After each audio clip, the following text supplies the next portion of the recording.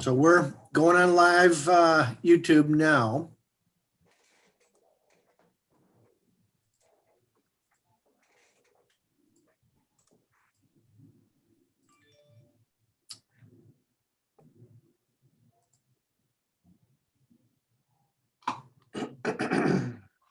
We're going on live YouTube now.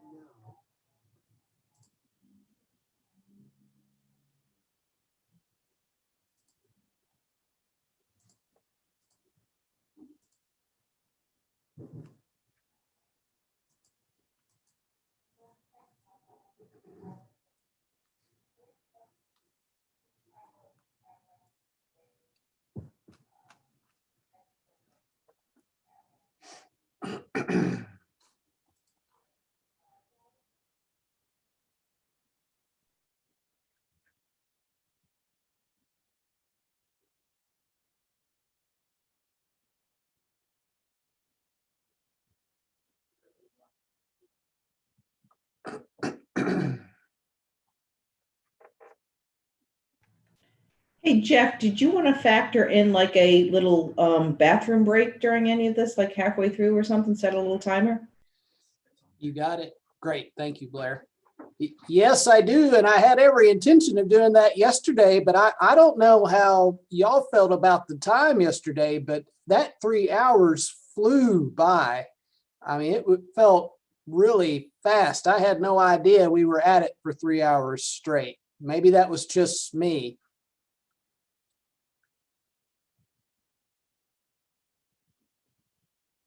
But I will be more mindful of a middle break today.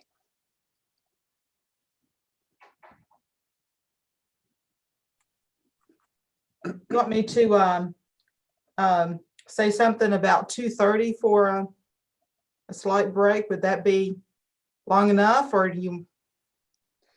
I think that's good, just in case Okay. we're rolling and it gets forgotten.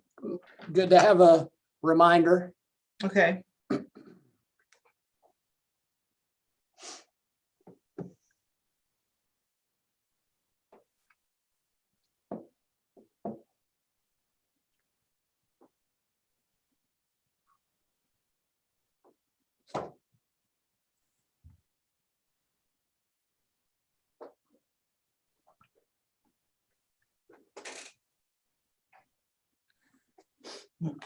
Barbie, how quickly did you extinguish the fire today?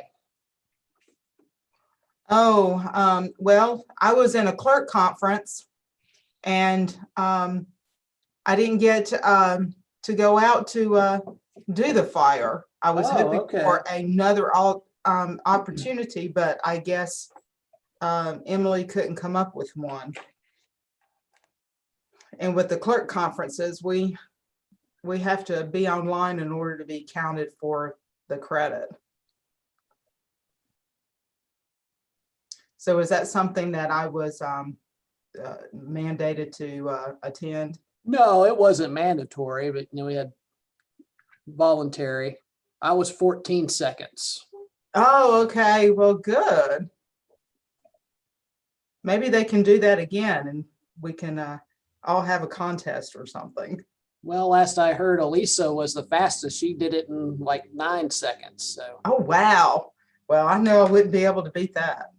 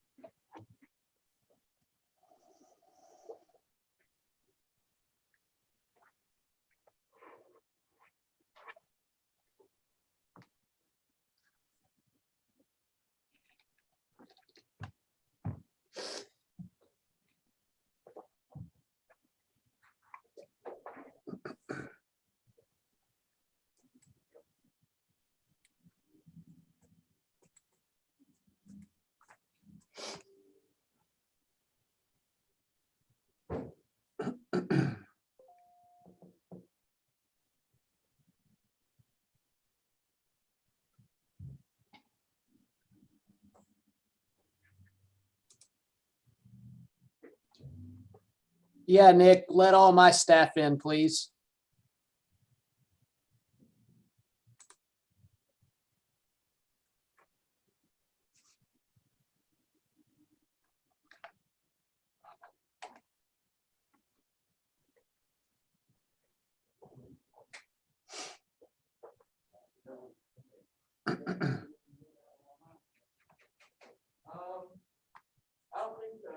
I think we can be good on all fronts as far as I know.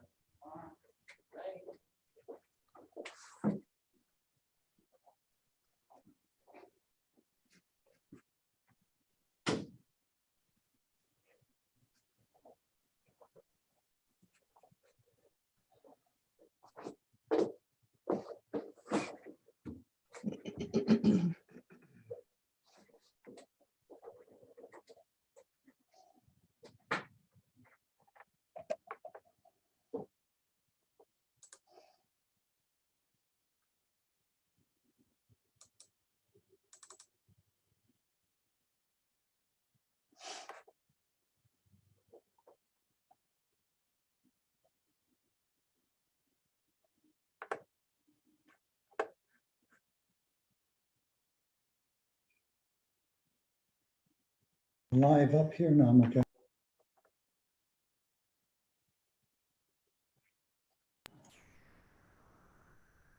All right, everyone, are we all here? Are we missing anybody? Missing, I don't see Pedro. Don't see, there's Brenda. Hi, Brenda. Okay, we're missing Pedro. We'll just wait a little bit. Jeff, you have all your staff on? It looks like yes. Okay, Madison, how are you? See you there. Barbie, Tracy, Claire, Lisa. Nick's in the background there. We're just waiting for Mr. Moray. So let me see if I can find where he's at. Hang on.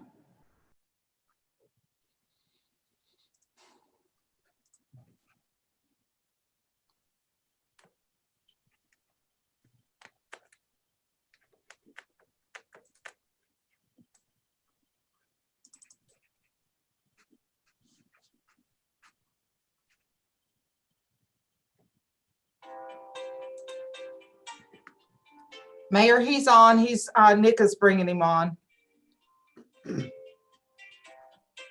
Very good. I see that. We'll wait till your lights up. Pedro, hello. Got you on there. You're live. Hello, everyone. All right. Looks like we're ready to go. So at this time, I'm going to ask for a motion to call to order this special meeting here, or this work session meeting.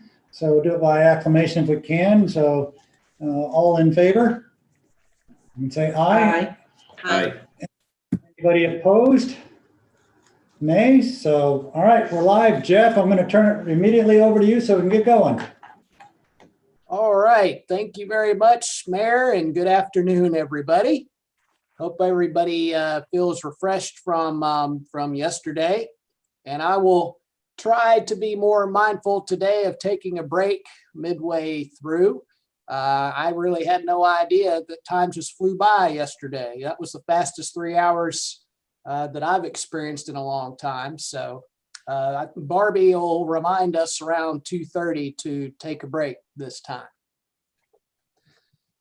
So just picking right back off where we left off yesterday, we're going to start with talking about the neighborhood center zoning district. So we left off yesterday finishing up preliminary discussions about our single family residential zoning districts in R1, R3, and R4.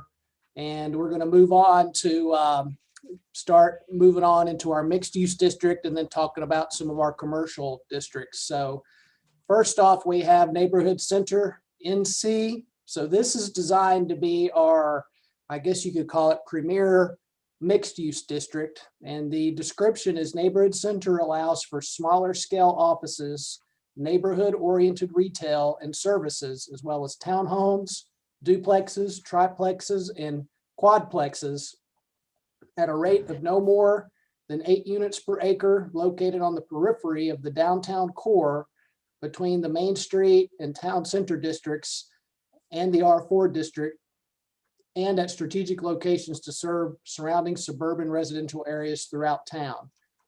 In Jeff? season, yes. Is there a way that you can maximize your screen? Because it looks a little small. Oh, okay. Huh. No. Can you enlarge the whole thing? Like if you click the little square up next to the X? I think that moves it that way. Is that better or worse?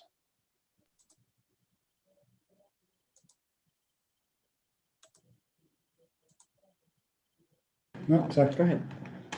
We're trying to see that. I think this will work out what you got now. We're just trying to make sure that we can see the participants and the screen. So I think we got it covered. Okay, is that all right?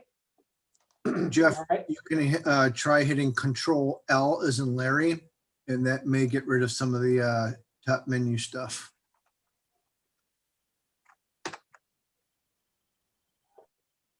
Oh, okay.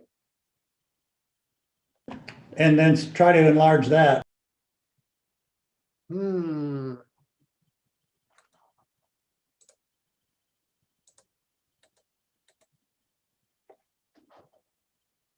I might need some more technical support for that. Okay, why don't you go back to the other one? At least it was wider on the screen.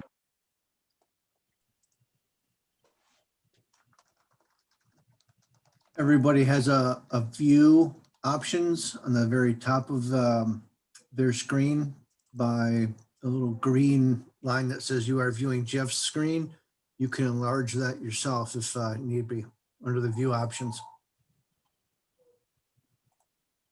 There's a zoom ratio.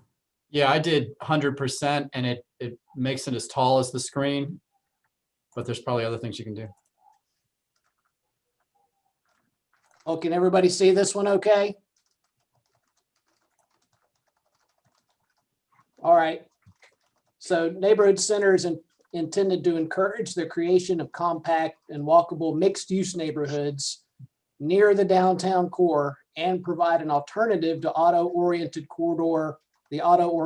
corridor commercial district, and to promote a town-wide architectural identity. So some of the primary uses are single-family attached, duplex, triplex, quadplexes, upper story apartments, not from the ground up, cottage homes, live-work units, light retail, and general office. So the minimum, there is no minimum front setback. You can be right up against the right-of-way there with a maximum of 20 feet. And of course, a fairly minimal side setback of 5. Corner lot, you'd add 5 feet to it. Rear setback would be 15 feet. So some of the specific note features of this one: shall not exceed 10,000 square feet per development without first obtaining a special use permit or conditional zoning, and shall not exceed 60,000 square feet per development, and that is for non-residential uses. So what that means is that if somebody walks in the door and has a parcel that is zoned neighborhood center, if it is number one, if it's a use that is a permitted use by right, and it also is less than 10,000 square feet, they can locate there as a permitted use by right. If they come in and they're proposing something that is larger than 10,000 square feet of non-residential, that automatically puts them into the special use permit or conditional zoning category, i.e. meaning they would need to get Board of Commissioner approval. Multifamily residential shall not be developed from the ground up, as I mentioned a moment ago, and may only be located on the second and third stories in the neighborhood center district. The attached single family, or i.e. townhome, shall not have a minimum lot width, but the total width of each structure containing the attached single family homes and adjacent side yards shall not be less than 60 feet.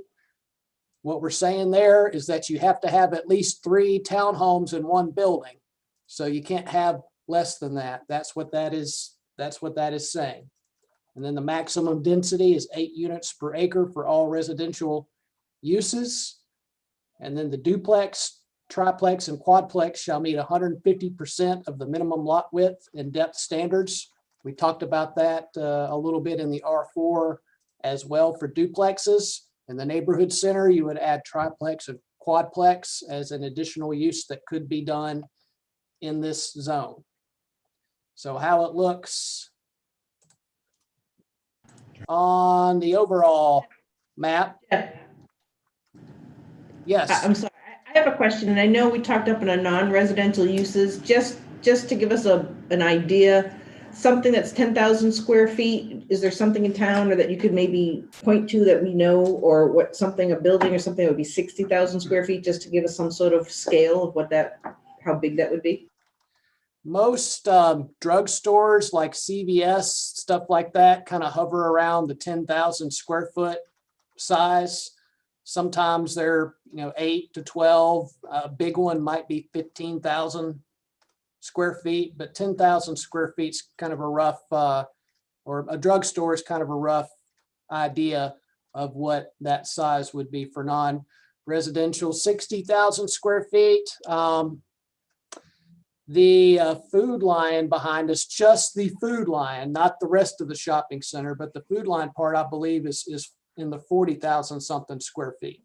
So by comparison, again, I know some of the stores vary, but I'm going to guess that you've got much larger uses in the Lowe's and the Harris Teeter up there. What do you estimate those, or do you know the numbers, their numbers, just for perspective?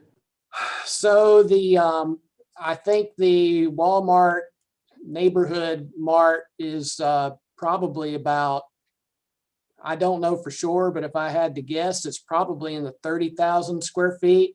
So if somebody wanted to propose something like that to the neighborhood center, they would definitely have to come get board approval. And certainly the Lowe's wouldn't even be an option in that district because it would be too big. It's larger than 60,000 square feet by far.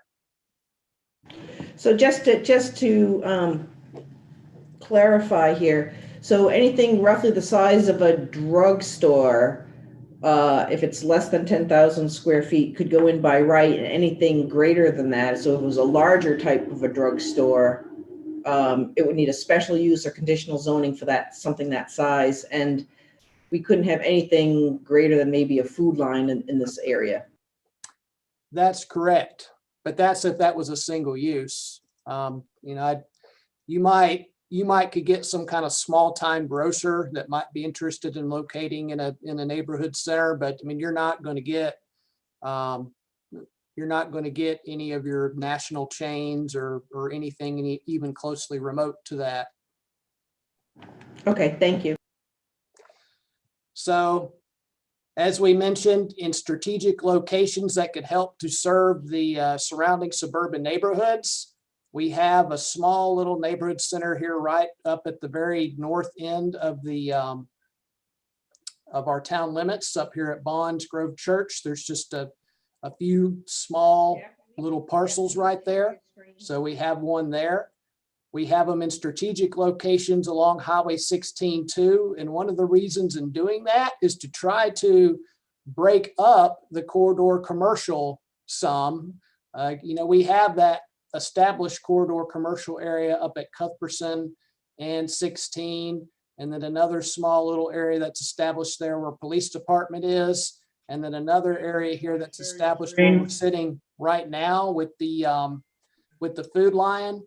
So we did not really want to envision to have an entire corridor of all uses that would allow for big box retail or for drive-through restaurants and things like that. So we wanted to be able to break that up some. Were you intending to share your screen on this one? Oh, it says I am. Am I not? You are. I thought maybe you might be sharing the map. Are you just still on the neighborhood center text? I am not on the text. I've got the map in front of me. Is that not what you were seeing? It's not what I'm seeing. No, it's just the text still. You need to switch screens.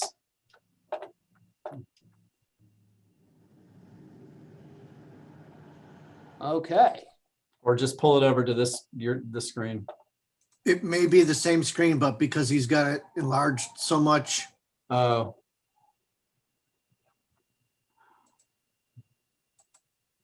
Do you see it now? Oh, Okay.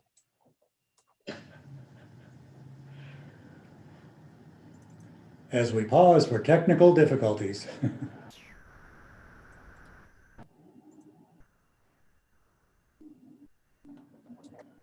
Select microphone, you share. How about now? Negative. All right. Come help me, Nick.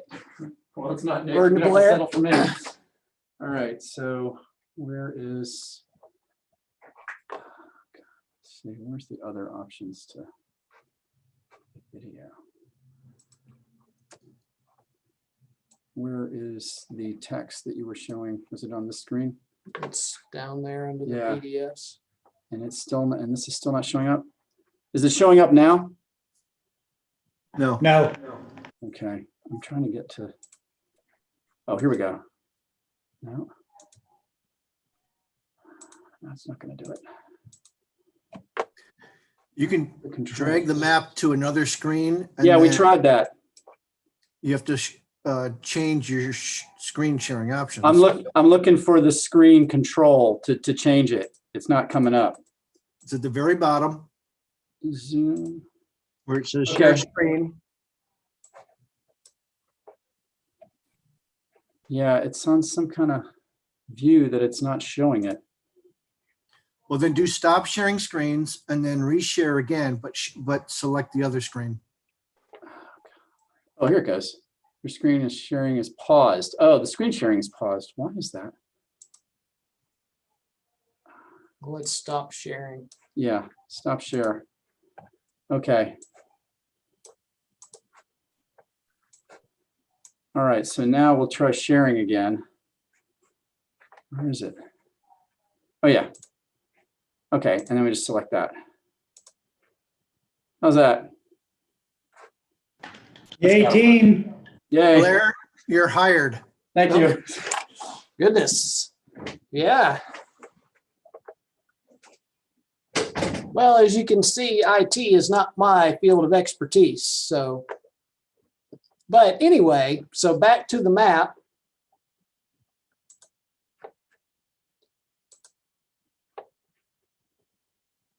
The northern area of town here at the intersection of Bonds Grove Church Road is a small neighborhood center area. We've got the Southern Styles. If you're familiar with that little business there, as you go down Highway 16.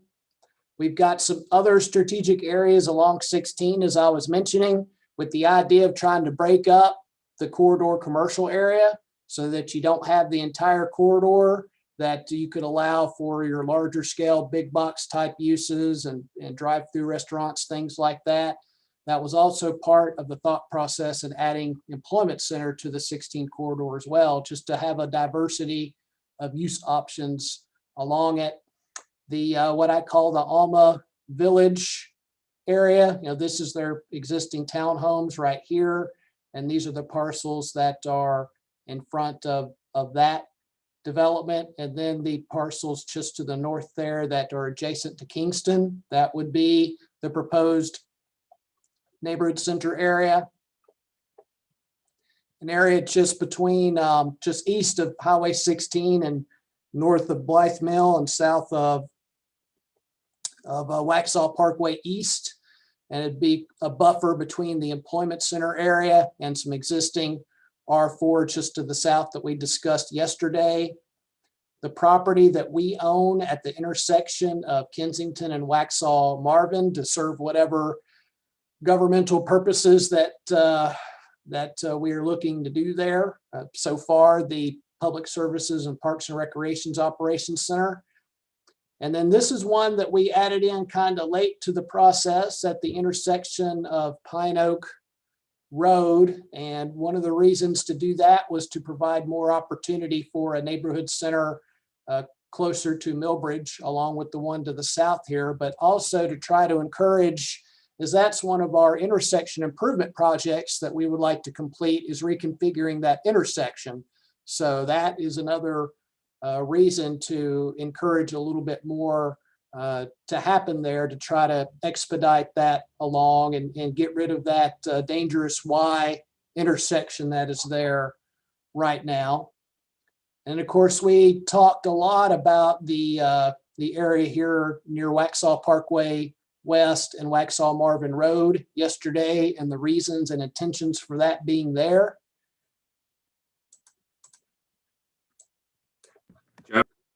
Yes. Quick question. The Howie Farm, what is that currently coded at? The current zoning district is R1. Okay, thank you. You're welcome.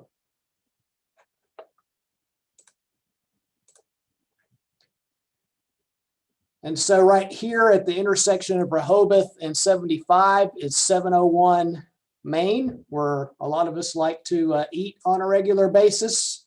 We've proposed for a neighborhood center area, right there at the entry point of town going into the downtown core, as well as the parcels that have frontage along 75 until you get to the downtown core. And then it picks up on the north side of the tracks and North Main Street here at the church for 2 blocks until you get to the downtown core. Also a block south behind the downtown area, as well as providing a buffer between the town center and the R4 along 75.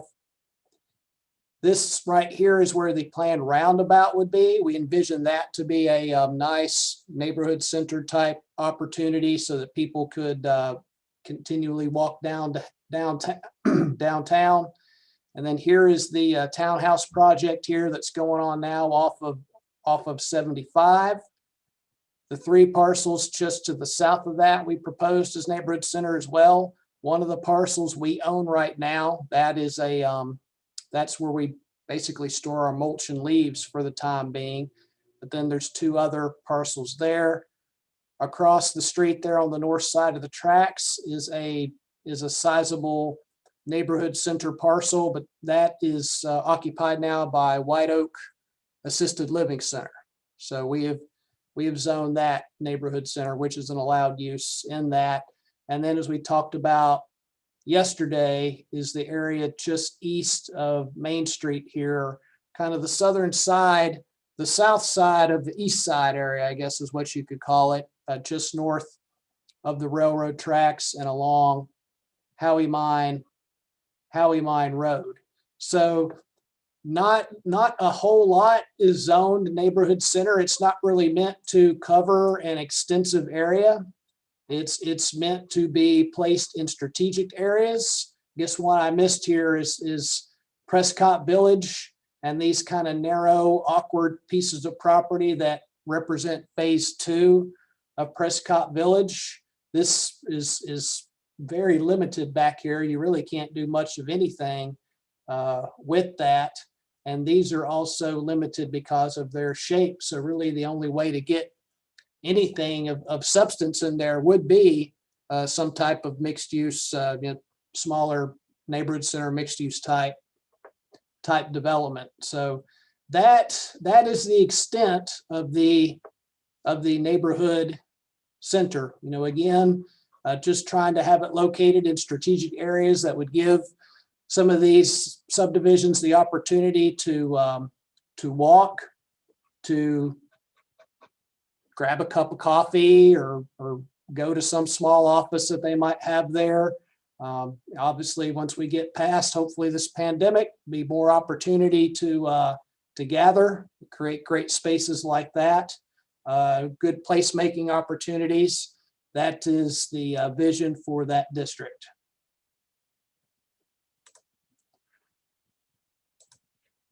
Okay. Can we see back to the text now? Yes. Okay. All right. So next we have the Main Street District. And this allows for the development of the traditional Main Street scale consistent with the downtown core. And we talked a little bit about this yesterday. It's a liberal business district is what it is, allowing for storefront retail, eating, drinking establishments, artisan studios, pretty much allowing the same uses that it always has. It's not changing much. We are adding the opportunity for upper story apartments that actually gets it back to what it was in its original day, 100 years ago. People did live up in these upper story areas back then. So we're looking to bring back that opportunity that it was historically. And as we mentioned also yesterday, that it's in a small area that I'll show on the map, but primary uses, general retail, office, restaurants, breweries, tap rooms, upper story apartments, live work units, theater, gallery, studios, pretty much everything that you would want to have in a vibrant downtown. So dimensional requirements are very minimal. 25 feet is your minimum lot width. Minimum lot width depth is 80. There's no maximum density and 100% lot coverage, which you would expect in a downtown more often than not. There's no setback requirements off of the right of way in the front, and just a small setback requirement in the rear, and 0 setbacks on the side, which is what you would expect in a downtown area with maximum building height of 3 stories. And as we mentioned before, residential units shall not be developed from the ground up and may only be located on the 2nd and 3rd stories in the Main Street district. So, I bring that up a lot because it's important to say, one of the main things that we got through this year-long's worth of public input was people did not like the Ardmore apartments. And we understand that. We heard that loud and clear. So there will not be opportunities anymore in downtown for anybody to do that. And if somebody wants to do apartments downtown, they have to be on top of a retail or office type business. We have a question. Yes. So the question that I have is on here. I don't see anything. What about if somebody wanted to do a parking deck or a parking structure? Parking structure would be a government facility, and we have it at as in the permitted use table too. If somebody wanted to do a private one.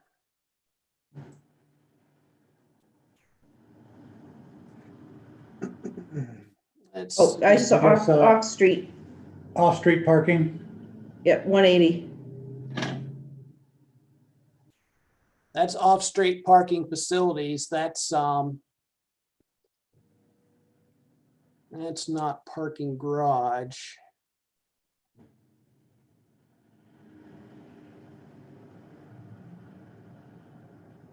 Automobile parking garage.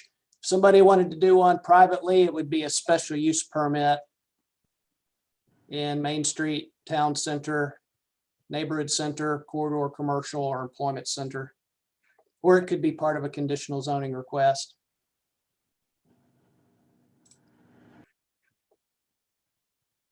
I just figured I'd put that. Thanks, Jeff.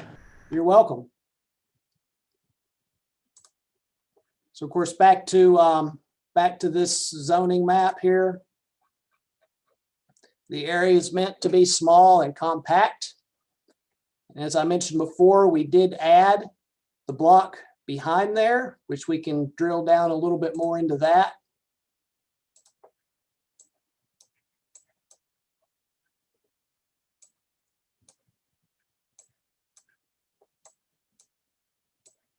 A quick side note to really thank Max for putting together this handy dandy map. he's not on the call, but he did a great job in putting this GIS map together that shows this on the aerial photos. But you see here the north side, the downtown core, then it also covers the block behind there. Landmarks here, that's the church. This is the tap room here in Stewart's Gallery. And that's where the farmer's market used to be there. Now, of course, they've relocated. And then the block just east there at the intersection of Howie Mine and 16. You know, this is the parking lot there that I use most mornings to go get my coffee right across the street here at Crossroads, and the property behind there. So this is the downtown core, the MS district here off to the south. This is the women's club building here. Maxwell's, Mona, all of those businesses through here. The candle shop right here. And then that's where the Greek restaurant still is, but I guess obviously not open right now. All the way over here to the gas station. So we're looking to try to over time in the future encourage that to be another block of downtown. So that's the idea. Jeff, could you just pan up a little bit? Right where the purple meets the gray out area, the main street. Right here? Correct. Well, all right, if you could just pan out. Perfect. Along 16, is there a reason why we didn't extend that right there to there? The main street? Main Street? Correct. That particular zone. We actually had these parcels on either side here, if that's what you're referring to. We had those zoned Main Street originally, but we switched those to town center. There's really no philosophical reason as to why we did that, to be against it, but we just really like the symmetry and the tight compactness of that core that we had. I think what also entered into that conversation was the location of the Ardmore. Like it or not, it has a very strong influence on the character of the surroundings. And so we felt that was kind of the dividing line. That was the riding factor. Yeah.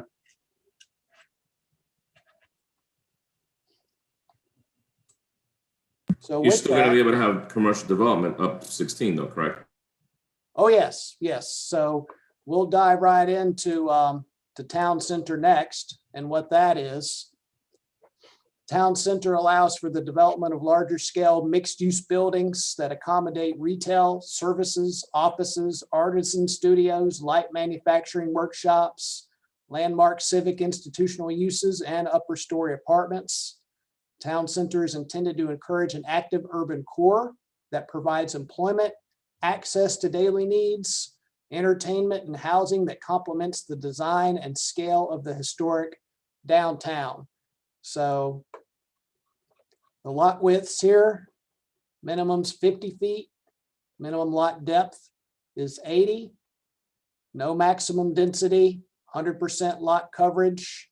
So we have between the 0 to 10 minimum maximum for front setbacks, a 15-foot rear setback, and 0 side setbacks, and then 3-story height minimum. Your primary uses would be general retail, general office, medical, restaurants, light manufacturing, upper story apartments, and of course, government facilities. The notes here again, residential shall not be developed from the ground up and may only be located on the 2nd and 3rd stories. And there shall be no maximum residential density in the TC district. Residential uses shall have a private parking area with the appropriate parking space unit per ratio. back to the overall map here to show you where that is. And it's really in a limited area too. It's just right in the downtown core area here. It's located within this blue circle that we have identified as the downtown center. We were very, very keen to make sure that it stayed within that circle. I have a quick question for you, Jeff, just for clarification. As you see on the map that we're looking at right now, what I think I'm looking at is the Ardmore site, and you've got that as an employment center? Yes, that's correct.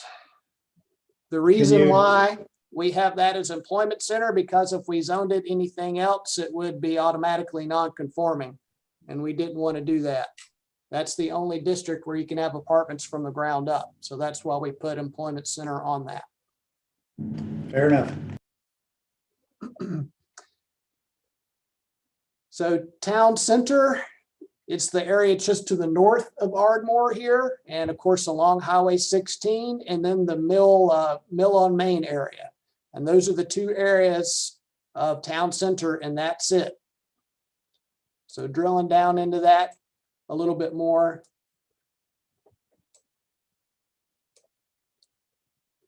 I know that pink and that purple doesn't show up too differently, but so it's the frontage here along 16. That's that parcel that everybody sees that Ardmore is behind. These parcels right here just to the south of them, that's the laundromat right there. These are our two buildings, the town annex building, Parks and Rec, and then the new podiatrist that is located just to the north there. The parcels that are just east there on the other side of 16, the ones that have frontage along Highway 16, that's the bank, and then the other little retail spaces that are there, and going back up to the intersection of Blythe Mill right here. And then just beyond that here, the two vacant parcels that are just north of Blythe Mill that tie back in here to where the Mavis tire is. And if you head south here, I just call this really for the most part the Mill on Main area. It's right here is the primary structure of that, as well as all of your businesses here that front that. So the idea is to, have a good bit of business, commerce, light manufacturing, employment opportunities, just outside of the downtown core, but within the downtown economic center area. Question, Jeff. So why would the mill not need to be employment center? Because aren't those considered ground up apartments? They are, and that's where things get tricky. And that's sometimes where you have some problems in trying to make everything that you do conforming, but there are businesses in there. And so that's why we decided to do that as town center. So, but we have thought about that, and we actually, we could do that as employment center as well. And we might just have to make a couple of adjustments to the businesses there if we did that. But that's something that we've thought a lot about.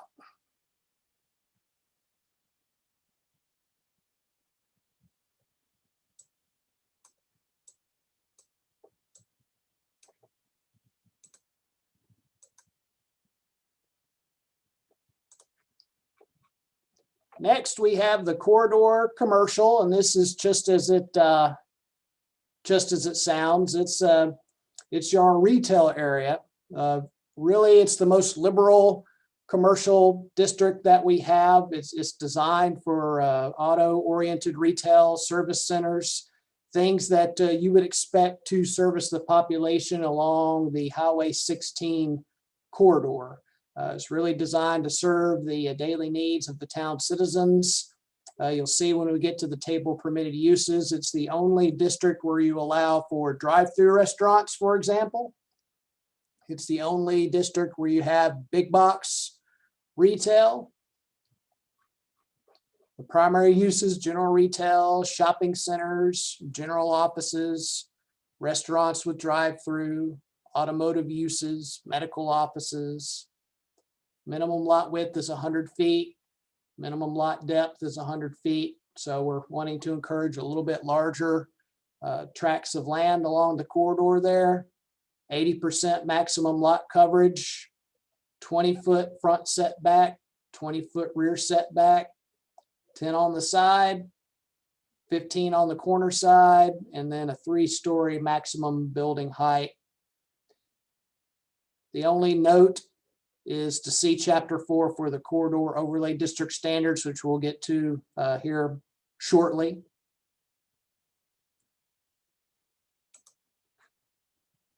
Uh-huh. I have a question. Go back to that, Jeff.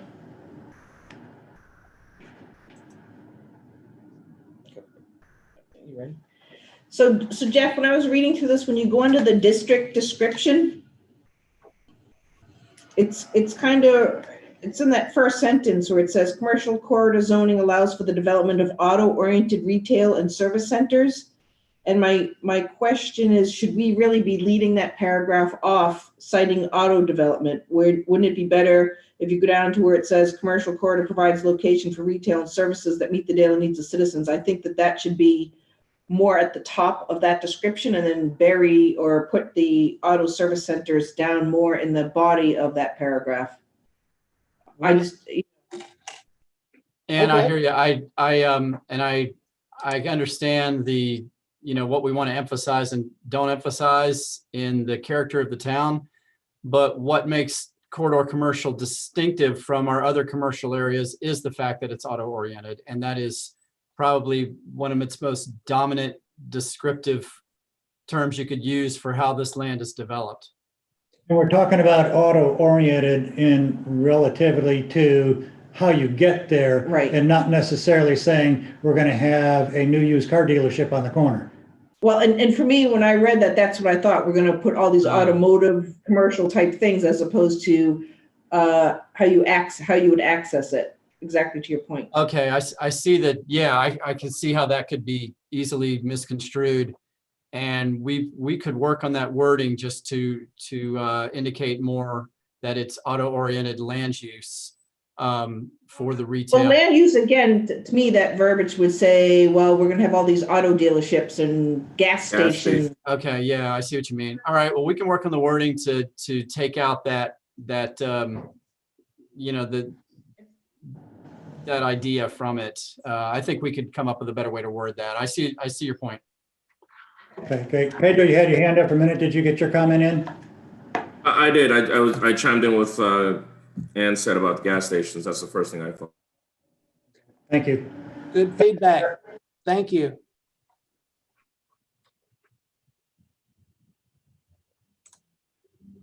So back to the map here. Just as stated, it's along Highway 16 primarily, and not much anywhere else except for a couple of exceptions. But it starts pretty much here just north of the intersection of Cuthbertson and Kensington, which is here. So this is the Lowe's parcel here. Just north of that is what's called Carrington Square. That's where the Bojangles and the Aldi is. So then we traverse south here. This is the Harris Teeter parcel here. This is the parcel that we still own here. And right here is Prescott Village. And then the two parcels to the east of that, this was the South Creek development that was approved last year. And then this is a tract of land called the Deal property that has been available for some time. Then we have the area around the police department and the medical offices right here. Across there is our boat storage area and a couple of other small businesses as well. And then coming on down to right around the area that we are located right here, you know, that this is that office area that's tucked away behind the frontage there where Waxhaw Eye Care is and some other, the Subway, other uses like that. This is the Food Lion shopping area, of course, where we're sitting right now, or some of us are sitting here now anyway. The front area of the Waxhaw Parkway going west and east, that would be zoned corridor commercial. This is where the Dollar General is, the post office, and over here is the Mavis Tire to the south, the drugstore just to the north of there. The other area where it is right off of Waxhaw Marvin Road, where we have that small little cluster of business uses there that include that animal kennel and the athletic barn, and then the small time industrial equipment rental. You go rent your lift there or some other equipment like that. We have that area zoned corridor commercial. And then there are no areas south of the tracks that are zoned for that purpose. Jeff? We can drill down into that a little bit more here. Yes. So here's a question I have for the commercial corridor, and I know under neighborhood center, we have square feet restrictions. Is there anything in the commercial corridor? Because I think in our current zoning, we have 25,000 square foot restriction or 30,000 square foot restriction. There is. Commercial development under 10,000 square feet is a permitted use by right in the corridor commercial. Commercial development 10,000 to 60,000 square feet. You know, we mentioned that's a special use in neighborhood center. It's a permitted use in corridor commercial. Any commercial development that is 60,000 square feet and above will require special use or conditional zoning in the corridor commercial. And I guess I forgot to mention this earlier, also in the town center or Main Street district. So any commercial development that has more square footage than 60,000 square feet will require board approval. So that's an important point to make. So here's a question just for consistency. Is that something that we can maybe add under the notes section so it's congruent with the neighborhood center and put it under the commercial corridor? Yeah, we're happy to do that. Yeah, that's a good idea. I'll take care of that.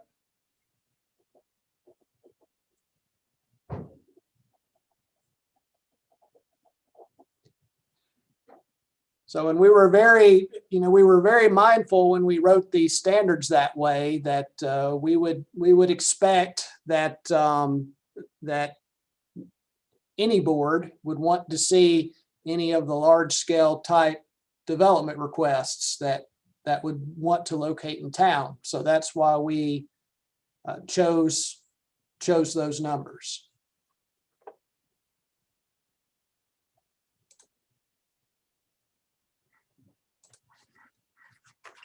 So as I mentioned here, and you can't see it with the aerial because it didn't exist yet, but this is the Carrington Square area here that's got the Aldi right here, Bojangles, Everbrook Academy, and then that other leasable space that's going up right now.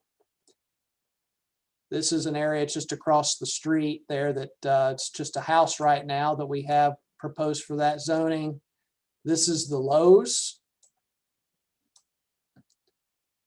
Walmart Neighborhood Center, the other leasable spaces, that's a dentist right now, gas station and McDonald's. That's the drugstore there and Taco Bell, bank and church. Harris Teeter shopping area right here, Curitan shopping area. This is our town-owned property and the YMCA property. Right here was the South Creek proposed development that was approved last year, as I mentioned before. This is what's referred to as the Deal property. It's the big sign you see across from Prescott Village that says Moody Holdings, that land available. And of course, Prescott Village here to the west, the existing parcels there. Have the equipment out there now for the Sam's Mart. They are getting started on their development. And then yesterday, Arby's had their pre-construction meeting. So that one's about to start out there as well. And moving further south, as I mentioned before, this is the police department commercial area. And this is the medical building that faces the police department here. A couple of the properties that are just north of there. And then this is the boat storage area.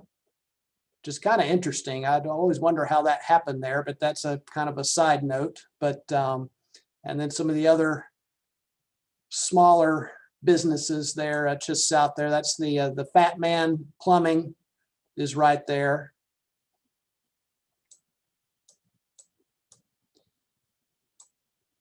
And then this is to the south here, coming closer to the town hall area. These are just kind of your typical leasable commercial space areas and office space.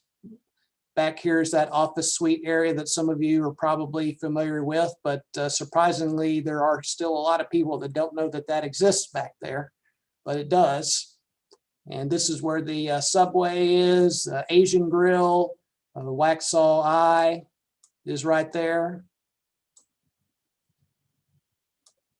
Then you continue on down here. This is a daycare facility here, State Employees Credit Union.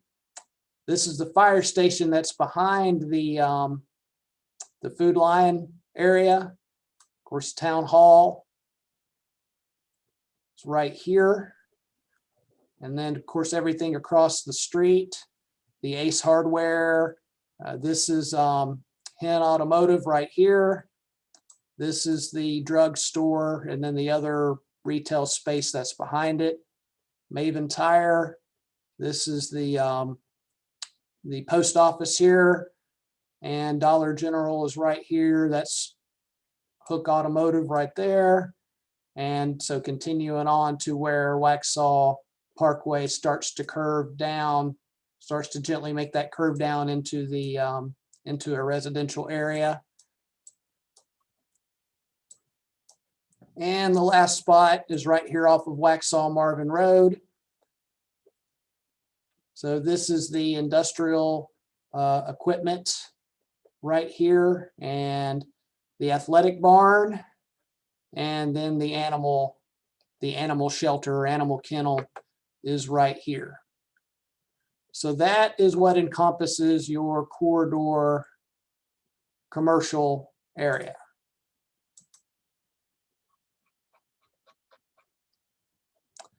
And next we have employment center. So employment center zoning allows for the development of larger scale businesses to drive employment and economic opportunities, including a variety of industries and uses that have limited impacts on surrounding areas, such as office, parks, light or high-tech industrial campuses, and warehousing or distribution facilities. Employment center is intended to provide for high-quality jobs that have managed impacts in areas that are well connected to current and future regional transportation routes.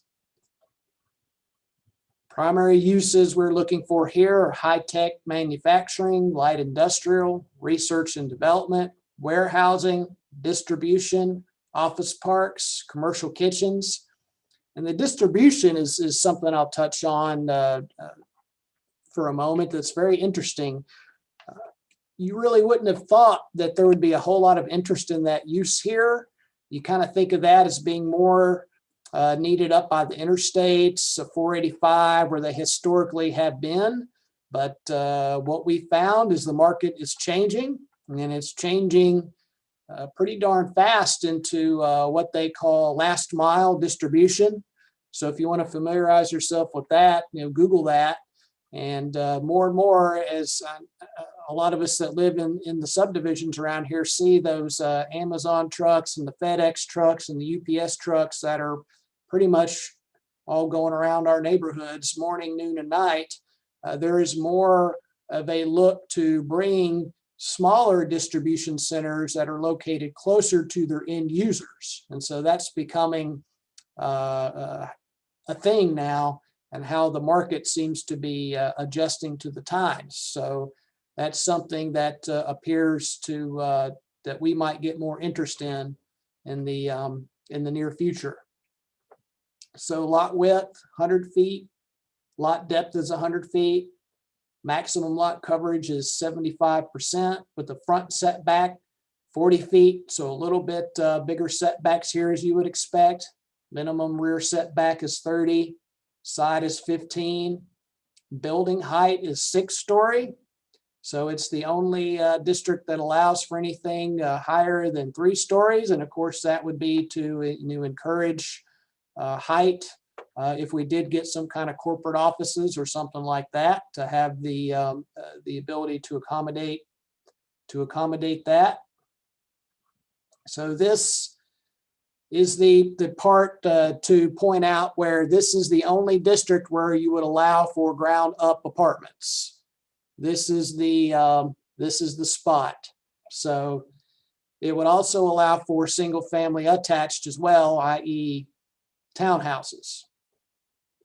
So how that looks on the map, as we've talked about, these are these larger tracts of land under, for the most part, single ownership, not a lot of land assembly required. We have a large area of this off of Waxhaw Parkway, and then another large area here east along 75. This is the Pittenger tract.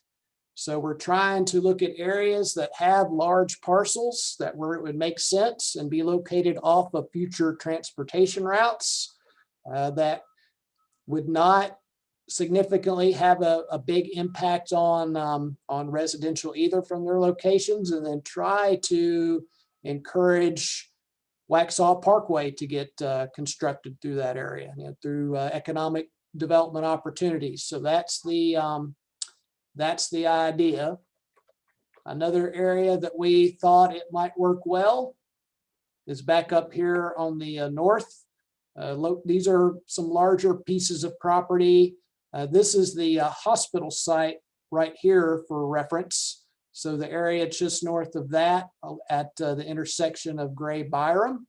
We thought that could make a nice employment center area just because of the large parcels there, but also as a way to break up and provide some variety of uses along Highway 16. Again, not just having the corridor commercial and retail that fronts the entire corridor, having a nice breakup of that along the corridor. So aerial photo wise, the hospital, as I mentioned here, and I know they've got this area to the south that they've always had in reserve to be able to do future development there. The 2 parcels on either side of 16 here that are between 2 suburban subdivisions there, but have great access to NC 16 and Gray Byram. This property here, continuation behind here, this little straggler here, these are where you kind of have the difficult decisions to make. What do you do with something like this? And this is behind this utility area that's part of the Lowe's shopping center. And we thought, well, what is the likelihood of anything commercial, i.e. retail, going that far back is probably minimal. So what should we do with that? We thought that maybe some type of employment use might work best back there. So that's why we put that on that parcel.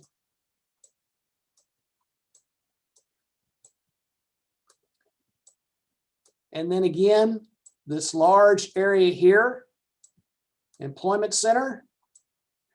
And the reason why we did that is to try to encourage as much of that to be employment as possible. You know, we're not brokers, you know, we're not really trying to be brokers. And of course, if somebody wanted to come with some type of conditional zoning request and master plan that area, I think that would be great with a mix there.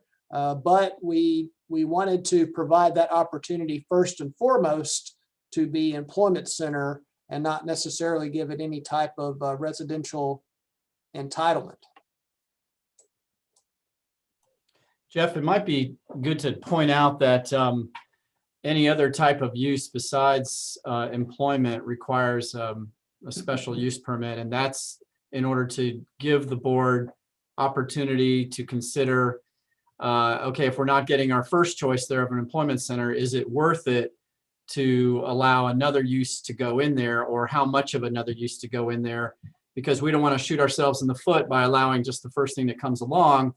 Even if that use is permitted, ultimately, we want to weigh that decision very carefully before we give up on the idea of a certain area within the purple as being employment center. And Blair's exactly right. And that's why we have the multifamily and single family attached as special uses, so that they would require additional board review and have to get approval from the board. And we are discouraging those, particularly early on, until we do get some established employment in there. And, you know, if the market will really dictate when that happens.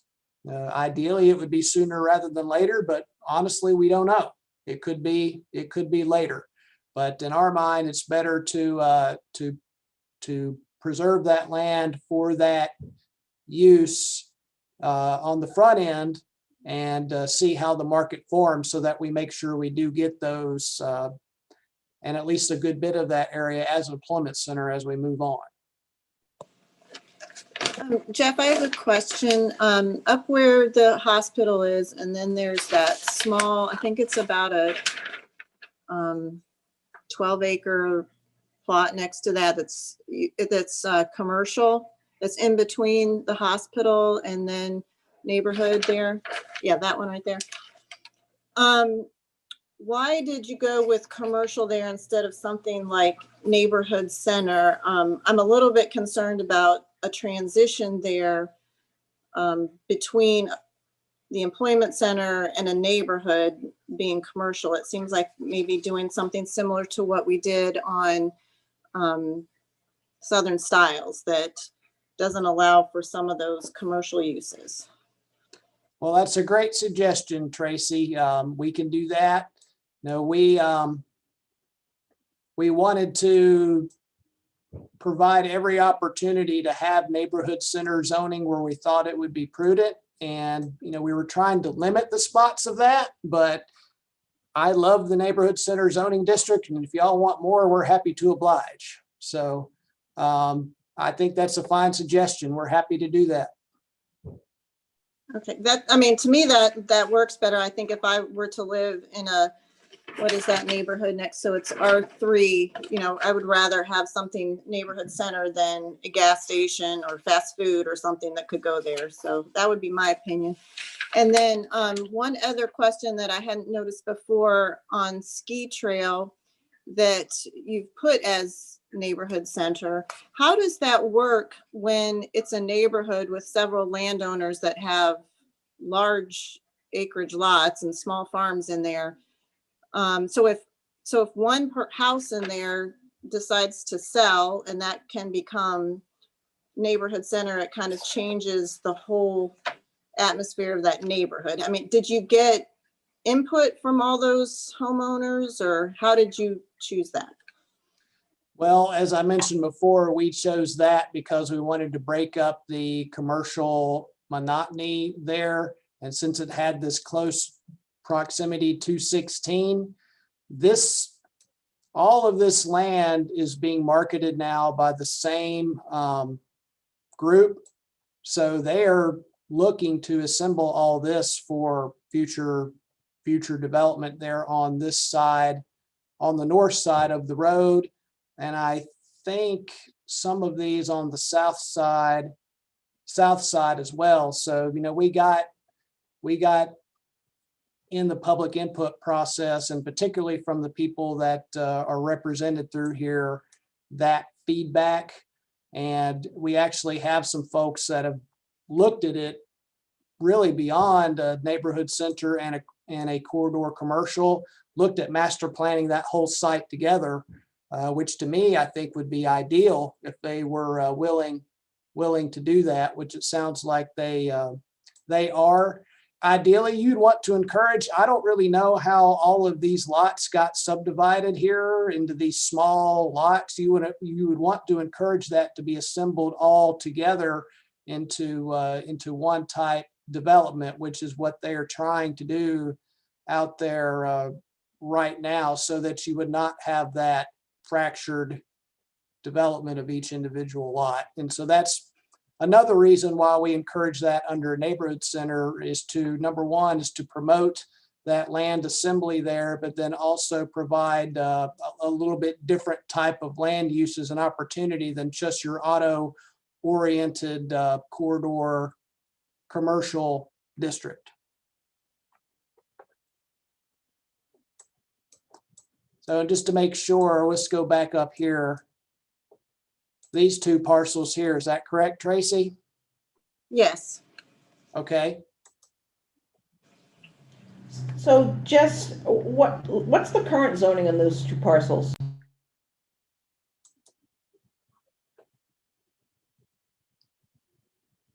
The current zoning was kind of interesting up there. It's a mix. One of them is corridor commercial and the other one is I believe it's R1 of all things. So my question, because if I look at neighborhood center, corridor commercial, you wouldn't be able to put any more housing or anything on there. Is that correct? You cannot put housing on corridor commercial. That's correct. But in neighborhood center, they could put cottage homes, duplexes, triplexes, not apartments, townhomes. They could. So really the big distinction, if we were to change it from commercial to neighborhood centers, they could use it more as a residential use than commercial? Well, they would have commercial options, but just not at the same scale as they would as corridor commercial, but it would add, honestly, it would actually give them more opportunity to develop it out. They'd have residential options there too. I mean, I think it's a good suggestion by Tracy, honestly, and provide a good transition between those areas. I think so too. I mean, my only concern was if they would put some townhouses or just put more residents on that particular corner. I mean, I think if it was something with maybe retail or something on the bottom with apartments or living arrangements on the second floor, I think would be good. Yeah, and also the neighborhood centers are a good companion to the employment centers, because when you think about the kinds of uses that they can have in there, it would cater well to people who are working during the day and are located there. They have a place to go that they can walk to, maybe to grab lunch or other uses that they may need during their workday. So you have the working day people who are able to go there and in the daytime, and then you have the residences at night. It's just a generally good combination. But a great suggestion. So it sounds like we'll move to make that change then.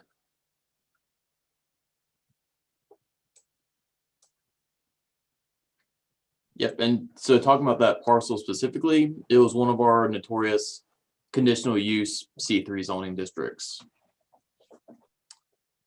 And since Madison wasn't here yesterday, we haven't even gotten into the notorious conditional use districts yet, but we will. In fact, right now. So when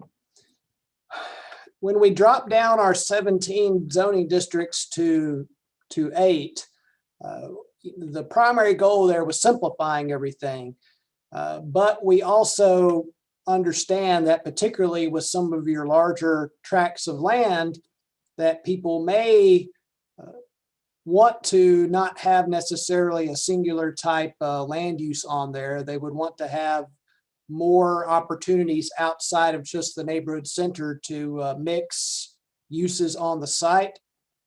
So what we created is what we're calling a conditional zoning mixed use district. And what it does is it allows flexibility in layout and design of larger parcels that are of significant public interest, and that's due to the location, economic, environmental, or cultural characteristics or conditions of the area.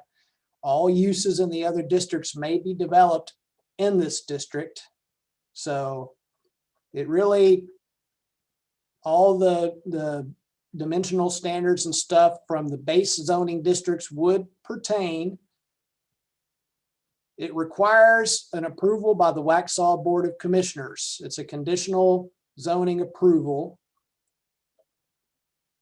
So they can be requested by the applicant with consent of the owner. It cannot be a proposed zoning district by town administration. The minimum acreage is 25 acres. So this minimum shall be waived if the application would increase an area pre-existing. So if somebody came and got a conditional zoning mixed use for, say, a 35-acre area, and then at some point down the line, they wanted to add 10 more acres to it, you would be allowed to do that. So the mix of residential and non-residential in these, so a minimum of 20% and a maximum of 60% non-residential uses. So these could be waived if a project is found to be providing a significant economic benefit as determined by the zoning administrator. And again, we're trying to allow for flexibility in the arrangement of a project, really just a master planned area. So for instance, if you had somebody that came in and wanted to develop, well, let's go big. Say they wanted to develop the Pittenger tract and wanted to try to master plan the entire 1,200 acre area. The way for them to do that would be to apply for a conditional zoning mixed use, master plan the site, go through the conditional zoning process, and then of course the board would make the decision whether to approve it or not. So, you know, for instance, you could have an employment center area up here on the north part of the property. Maybe they would include an area that's retail consistent with CC over here as a possibility. Then maybe they have a mixture of townhomes and single family detached through the remainder of the site. That's the type of flexibility that zoning would allow. And it's really only for the larger parcels that are scattered throughout town. And it gives a good opportunity for people that have some good vision and have some good foresight to mix uses on an area and kind of do things that really this town and zoning has limited to a certain extent, with the exception of in the downtown area. So it's really a way to go to the next level and provide developers and people more opportunity to be more creative as they're looking to develop here in town. Jeff, quick comment. Just want to make sure everybody understands the terminology, the MPCs or the master plan communities. You want, let me generally ask the question, does everybody understand what that is? Okay, so I just want to make sure. Master plans are like Millbridge, Lawson. They can be bigger. Sun City is a master plan, that kind of stuff up there. So just to make sure. Yeah, but you know, this would be encouraging a mix of uses on the site too. So, but yeah, it'd be a master plan area that would allow for the plethora of uses between the scale of non-residential and residential uses.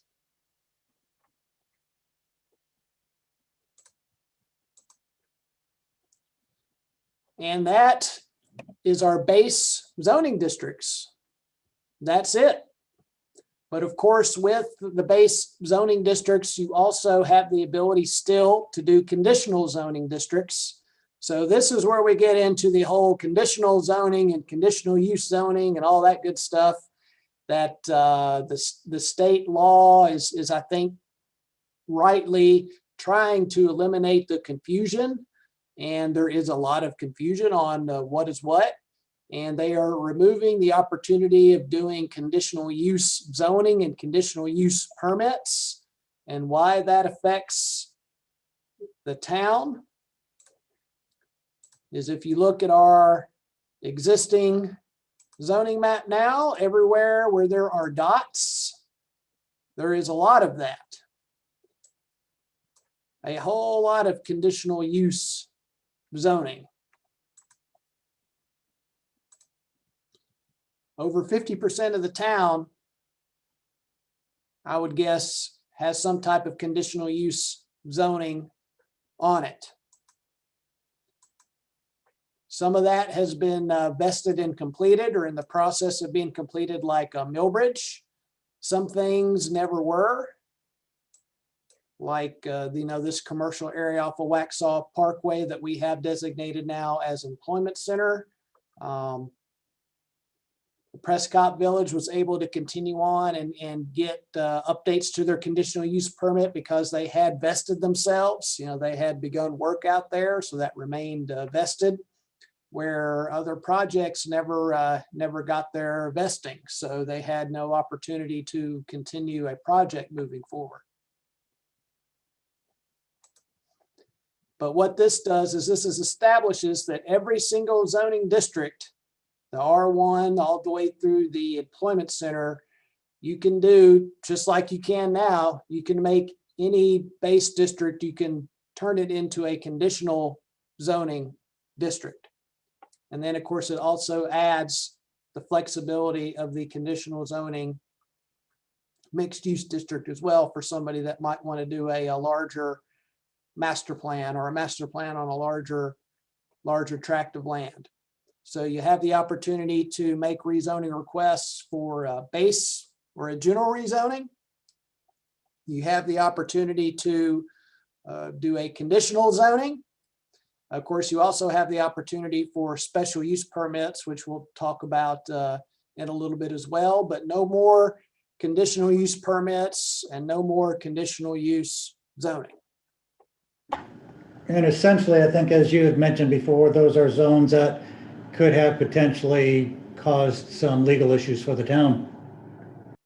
I think we are very lucky that they have not, because the way that those have been utilized and interpreted in the past, those people that own property there basically have no underlying use there. I mean, nothing. There's no permitted use by right in some of those tracts. So they've basically had land that they can't do anything with by zoning law, which I would just say that I think we've been fortunate.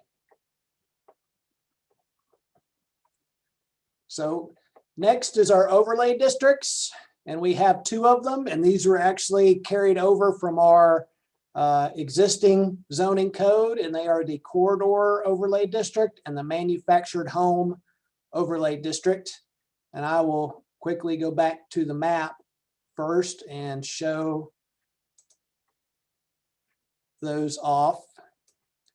So the corridor overlay district is along the 16 corridor from the town limits to Waxhaw Parkway, and then along Waxhaw Marvin Road. Then the mobile home overlay is in the same areas where it is with the existing code, here off of Utah Drive, where there are some existing structures, and then the 1 or 2 that are here off of Waxhaw Marvin Road, and then the area here at the intersection of Pine Oak. We're not proposing any larger area of that. So somebody could, if they wanted to, come and make a request to the board to extend that area if they wanted to. So it does overlay the base zoning district. So what that means is, like this Utah Drive area here is zoned R4, So if somebody wanted to put a single family detached house on one of those lots, they could. But they can also locate a manufactured home on one of those lots if they'd like. And they cannot do that on any of the other orange parcels in and around that are zoned R4, only within the overlay district area. So that, as it says, overlays the base zoning district and allows for that use to also be incorporated within there.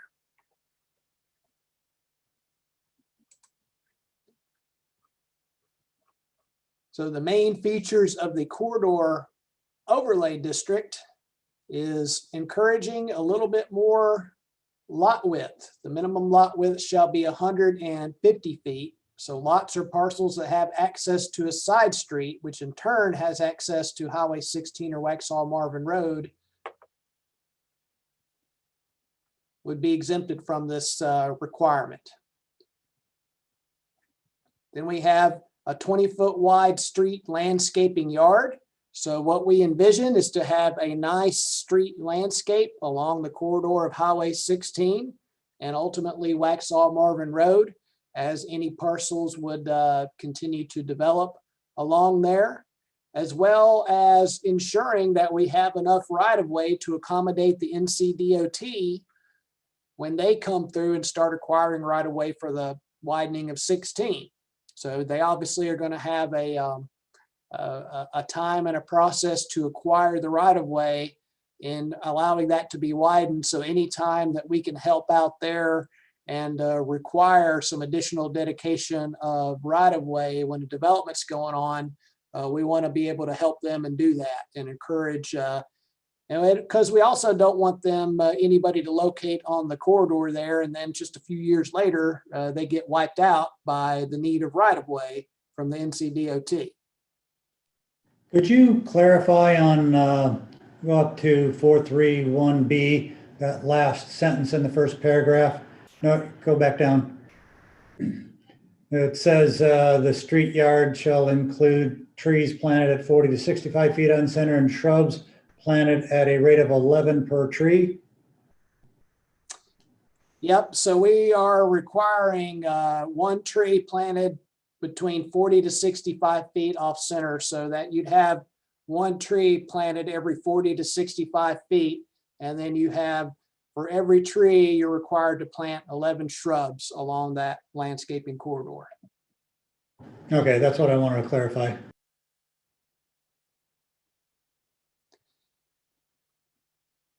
And we do give the town engineer the ability to adjust these right-of-way dedication requirements to more or less than 50 feet on a case-by-case basis. So as we have technical reviews for any type of development that would be along 16, for example, of course, would require a lot of coordination between the NCDOT and the town to make sure that we are getting the adequate right-of-way, which normally 50 feet is sufficient, but sometimes it may not. Sometimes it may be too much. So we want to have that flexibility.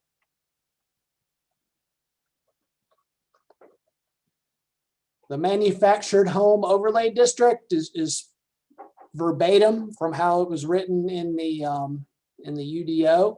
So it's to provide an ability to locate manufactured homes within this area that is designated as a mobile home manufactured home overlay district, shall consist of no less than 10 contiguous lots or 120,000 square feet of unsubdivided land. It can be applied in the R1, R3, and R4 districts within our jurisdiction. As I mentioned before, it allows all uses in the underlying zoning district as well as type 1 manufactured homes. Other dimensional requirements of the underlying zoning district shall be complied with, and in addition, the following: the home is used as a single family residence. The towing apparatus, wheels, axles, and transporting lights are removed or concealed. The longest axis of the home is oriented parallel or within a 20-degree angle deflection of the lot frontage. So what that means is you'd be seeing the elongated part of the mobile home instead of the shorter side area of the mobile home. That's what that means. So anchored to a permanent foundation of concrete block and interior piers, continuous permanent masonry foundation wall around the lower part of it. Exterior siding of the home shall be comparable in appearance and durability to exterior sided commonly used in standard residential construction. Have the roof pitch requirements, vertical rise, 1.5 to 3 feet for each 12-foot horizontal run. Give it some pitch, the roof, so it's not flat. Home's roof is finished with Class C or better roofing material that is commonly used in standard residential construction, and have a front porch that is 32 square feet in area and has a 12-inch floor elevation. Hey, Jeff, Yes. I have a question about this, because if we're talking about this, what about tiny homes? What about tiny homes that people are building on trailers or something like that? Or would tiny homes fit under this? Tiny homes are their own different thing, and hold that thought because that is coming up.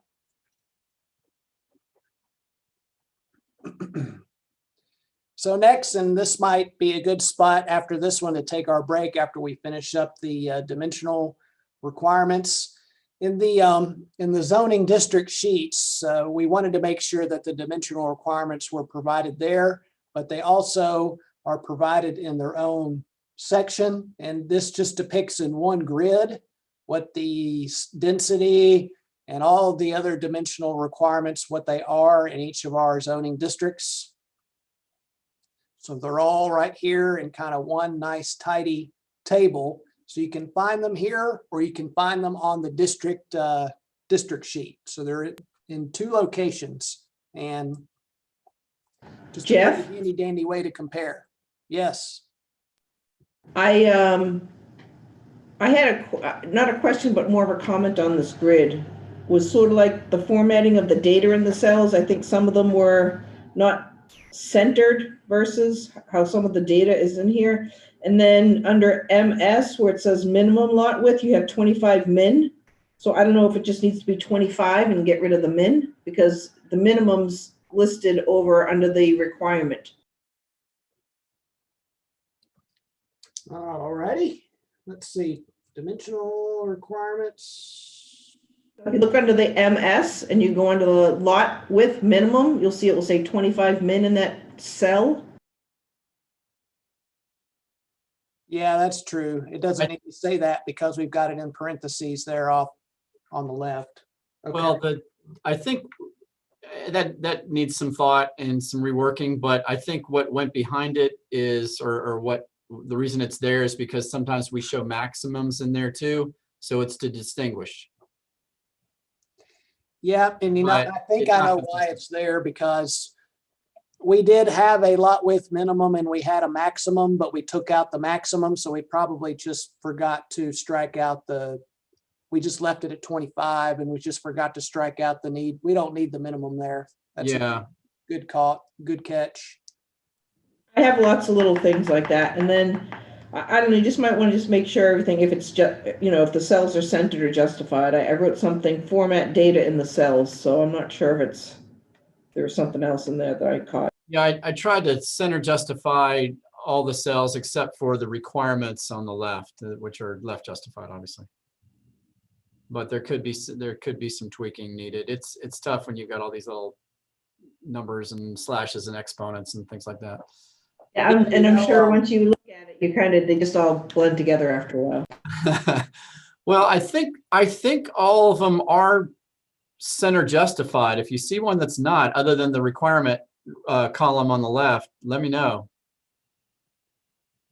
Well, writing is, believe it or not, the easier part of doing this. The formatting of it all is the more challenging part. And especially when you have a document where we're having to create tables through Microsoft Excel, spreadsheets, and then bringing Microsoft Word, word processing into it, and then putting it all into a program called InDesign, and then PDFing it all into an Adobe Reader. So it's yeah, you things sometimes can get off center and a little off kilter. So any of those that you see, let us know.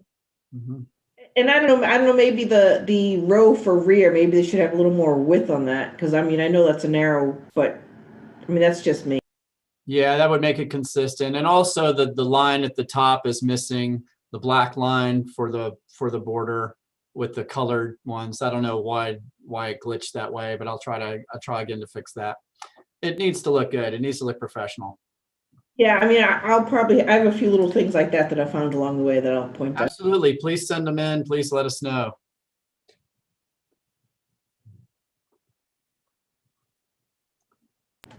All right, are we at, give me a break time? We are at give me a break time, and then we will dive into the general use regulation. So what do you say, 10 minutes? 10-minute break, back in the saddle at 20 of. All right.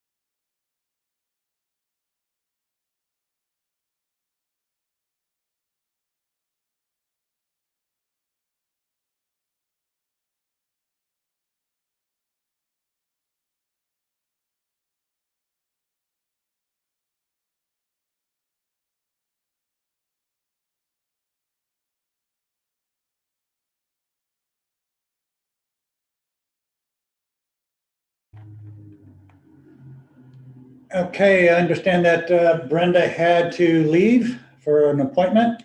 We've got Pedro, he's still vacated there, so we'll wait a couple of minutes before we get back on, Jeff. There's Mr. Moray. And all the rest are on listening mode, so Jeff, you can continue on. All right, great. Thank you, Mayor. So we're going to move on to what we call general use regulations. And this is really a catch-all for a lot of different things, including accessory dwellings, structures, fences, food trucks, and all kinds of things, things in between. So they're alphabetized. So we'll start out with access to property. You know, what this is basically saying is that all buildings and structures should have a frontage on a public street. If for some reason they don't, they need to have at least a 20-foot access easement to the street. There are some exceptions to that. There's 3 here, and there actually should be a 4th. I don't think that made it into our last minute edits here, but so we've got lots within non-residential developments where property is administered by a developer or a managing association. So think Lowe's, think the neighborhood Walmart, other non-residential business arrangements like that, multifamily lots where individual lots are separated from the public street by land under common ownership by the owners of multifamily development. And then accessory structures and accessory dwellings with access to an alley as part of an improved residential development. So we have a D there that would also, since we did cottage homes and things like that, to allow those to not necessarily front public street, but also front a public green. So that will be an added D section there that is not there now.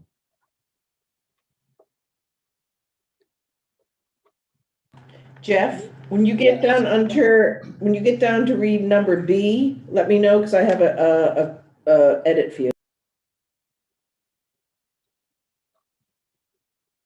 B on accessory dwellings?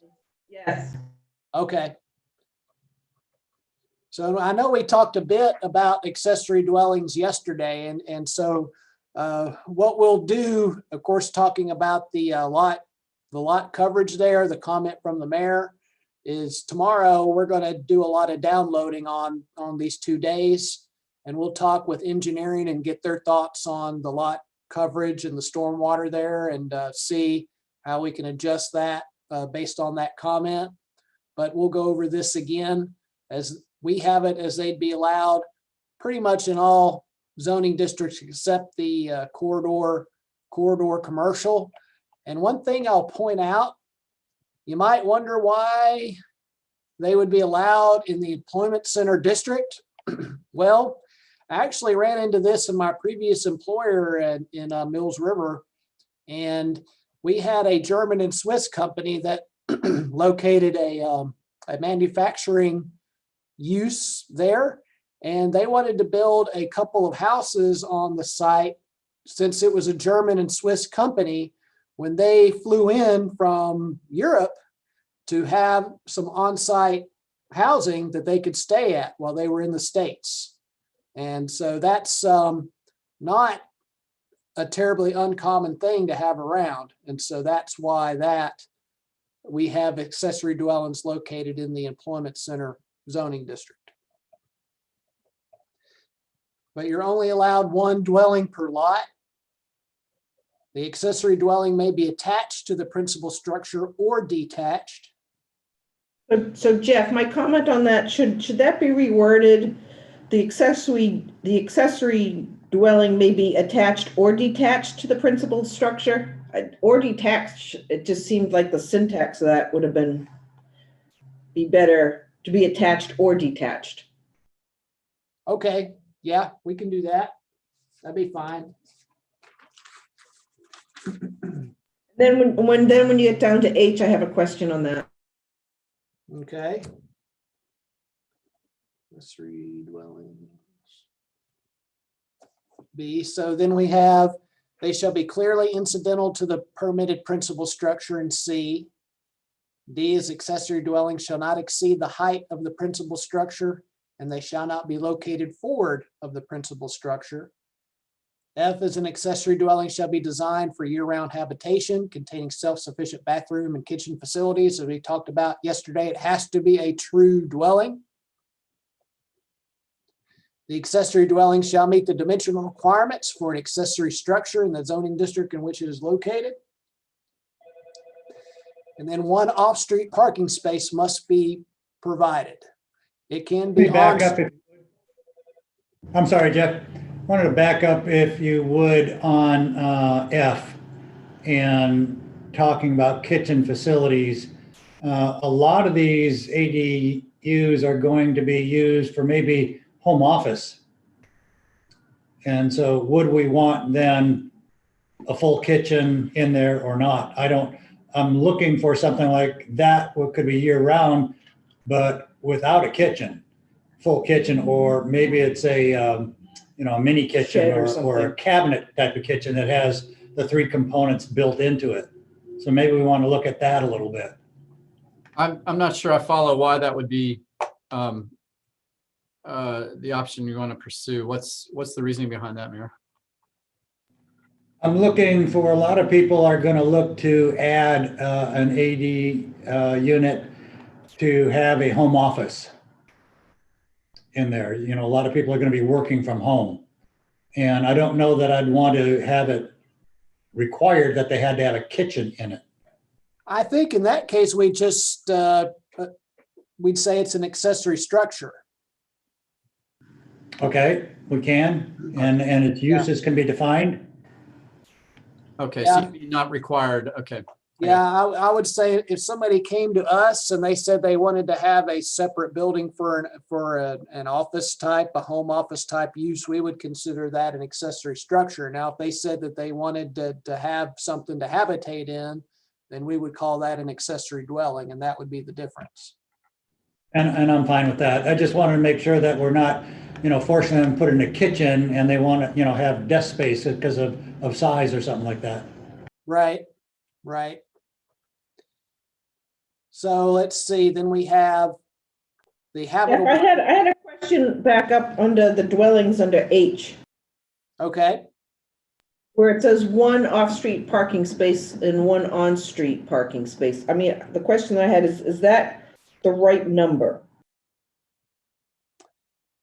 well, so if the idea is that an accessory dwelling is typically for, i.e. the mother-in-law suite, the granny flat, for an additional member, then yes, I mean, it's not really designed to have another full family living in it.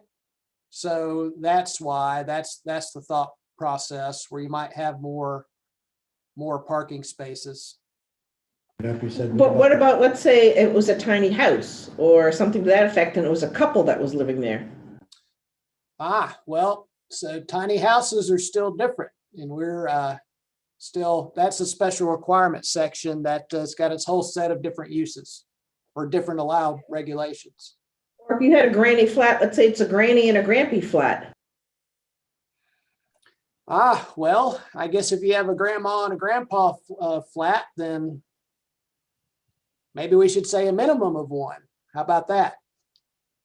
Yeah, that was just sort of my only question was that the right number, Well, let me even add to that, making it more confusing. Grandma doesn't drive anymore. Do we want to put that parking requirement in there?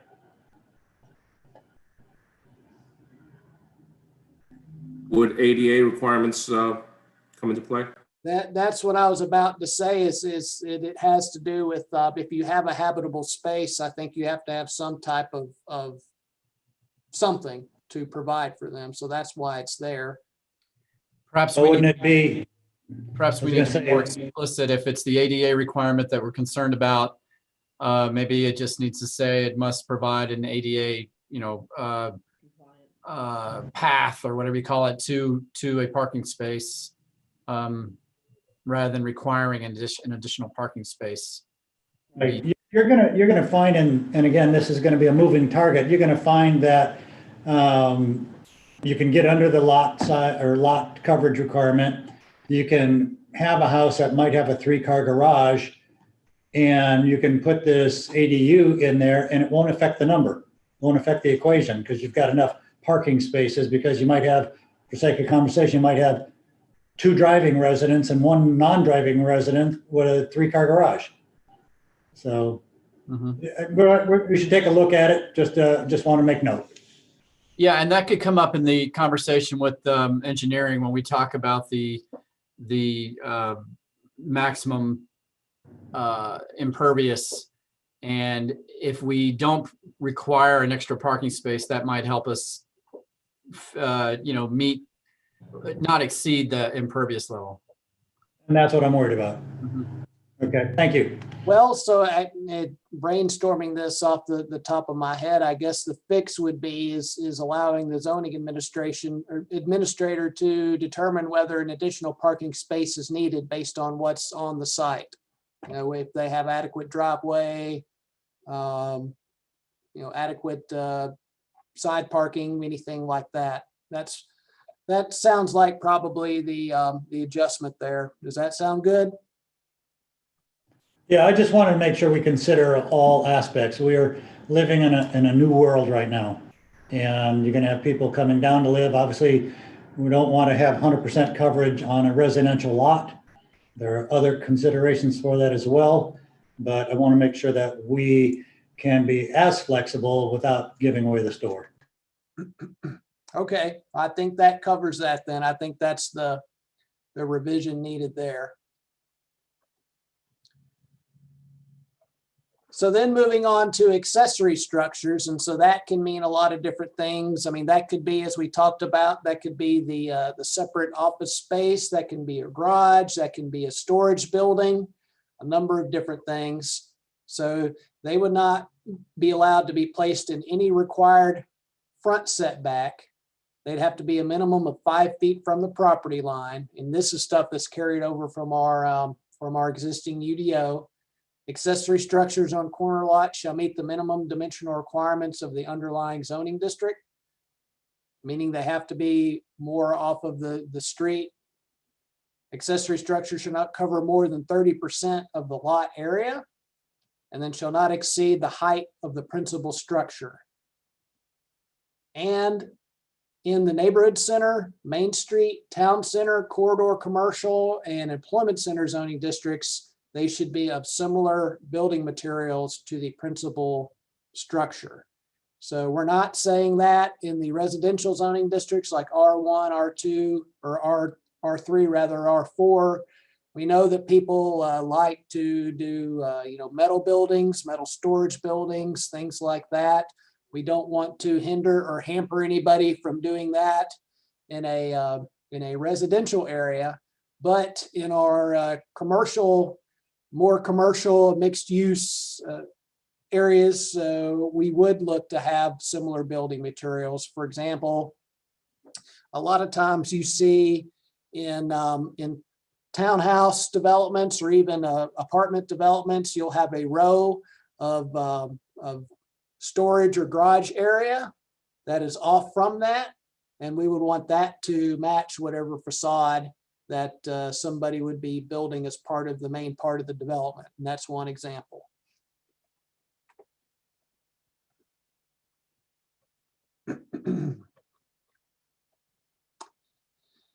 So then we have accessory uses.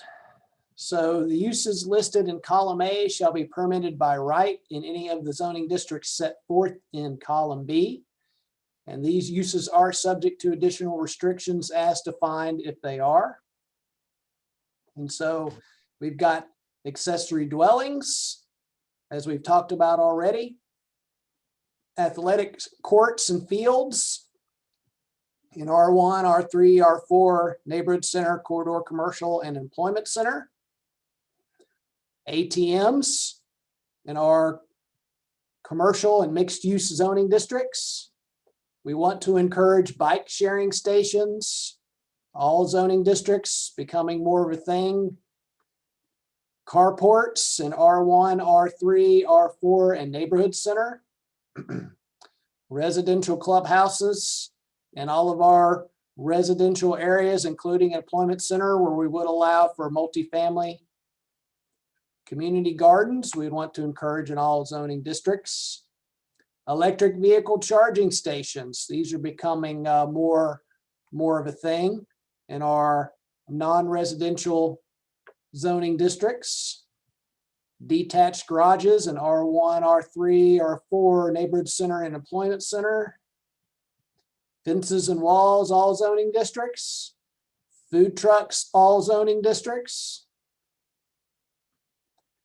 Just greenhouses that are not commercial grade greenhouses in R1, R3, R4 neighborhood center. If somebody wanted to grow, say, some tomatoes in their yard and put out a greenhouse to do that, you allow them to do that. Home occupations in all districts but the corridor commercial, which is the only district that we don't allow some type of housing. Ice vending machines, these are a use that you see from time to time along corridors, and that's the only place that we would allow it here in town, would be in the corridor commercial zoning district. Off-street parking facilities in all zoning districts. Commercial outdoor storage in corridor commercial and employment center. So, you know, a lot of what you see sometimes out in front of Lowe's, Home Depot, places like that like to have their grills and their wheelbarrows and things like that stored outside for retail sale. Outside sales are allowed in corridor commercial, in our non-residential town center, Main Street, neighborhood center. Produce stands, encouraging those in our non-residential districts. Recycling drop-off stations in corridor commercial or employment center. Restaurants and cafeterias as an accessory use. You know, say you have some type of a corporate entity that wants to locate in the employment center. A lot of them have their own restaurant or cafeteria within that building. A sales office, your typical sales offices for multifamily or single family attached, multi-tenant commercial and all zoning districts. Satellite dishes, signs, both in all zoning districts. Stables and barns in R1, R3, R4 are primary residential districts. Storage buildings in all zoning districts. Swimming pools in all zoning districts. Telecommunication antennas and equipment to support those towers, all zoning districts. Any other building or use incidental to the principal building or use as determined by the zoning administrator. So that's kind of a catch-all there. If we haven't thought of something and somebody wants to do that as an accessory use, then that could be determined by the zoning administrator if that would be appropriate or not. Because we can't think Hey, of- Jeff? Yes. Tracy, Okay. you can go. Okay, I just kind of have a quick crazy question. What exactly is outside sales? So if somebody wanted to have, like they do sometimes out in downtown, have sales out, you know, in front along the sidewalk or just adjacent to the sidewalk, that is outside sales. So would they have to be permitted to do that? No, they would not. Okay. I was just thinking of, I know that the produce lady, or the peach lady or whatever, I've heard that she had to be permitted. I didn't know if these are things that we would require permits for, so that we're not having all kinds of people selling stuff out on sidewalks. That's all I'm curious about. Well, usually where we've made the differentiation is if it's out in front of their own business, you wouldn't have to permit them to do that. But, you know, if it is not located on their own property or adjacent to their own property, then we would, and that's where the differentiation is. So, and that's like the peach lady. I'm not sure what her actual name is, but you're right. Everybody knows her as the peach lady. And what was Jeff? the question? So two really questions. I know you talked about ice vending machines. What about like just vending machines in general? Like, 'cause we have the video vending machines, like the big red box, or is that addressed anywhere here? It's not, that's a good thought, and we can add that one in. I guess technically you could say that's any other building or use incidental, but that's probably one that's common enough. We should add it in. That's a good thought. Or should we just take off the word ice and just make it vending machines? That would cover ice vending machines as well, wouldn't it? I kind of like having ice vending machines in there on its own. And then the other one I had was, what about solar panels?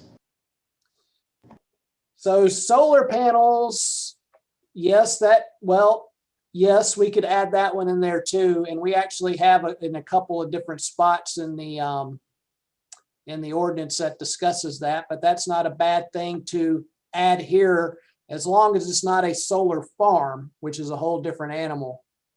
Well, I did see solar farms addressed elsewhere, but let's say a resident wants to put a solar panel in, and they can't put it on their house, and they want to put a standalone solar panel or panels for their, for in my case, I have a pool. Maybe I want to put solar panel in to heat my pool water, or if they want to put it in, but they can't attach it to their roof or their dwelling, and it would be standalone.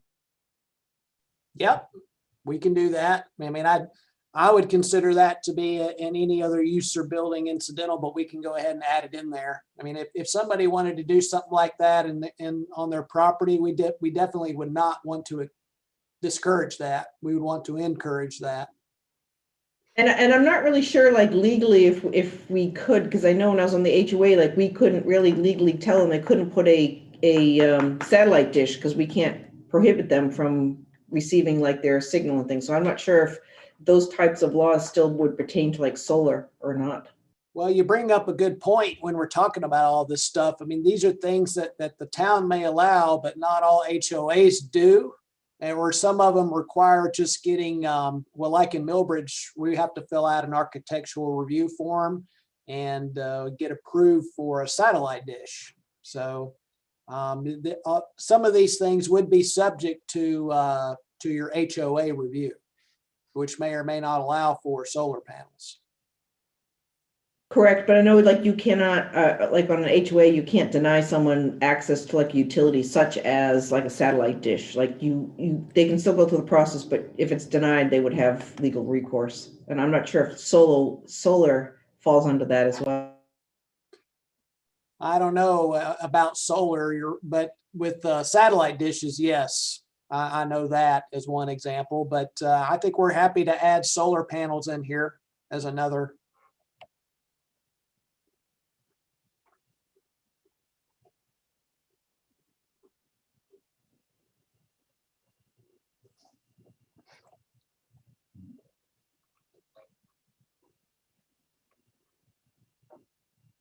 Okay, and then we get into fences. Fences and walls for screening of dumpsters.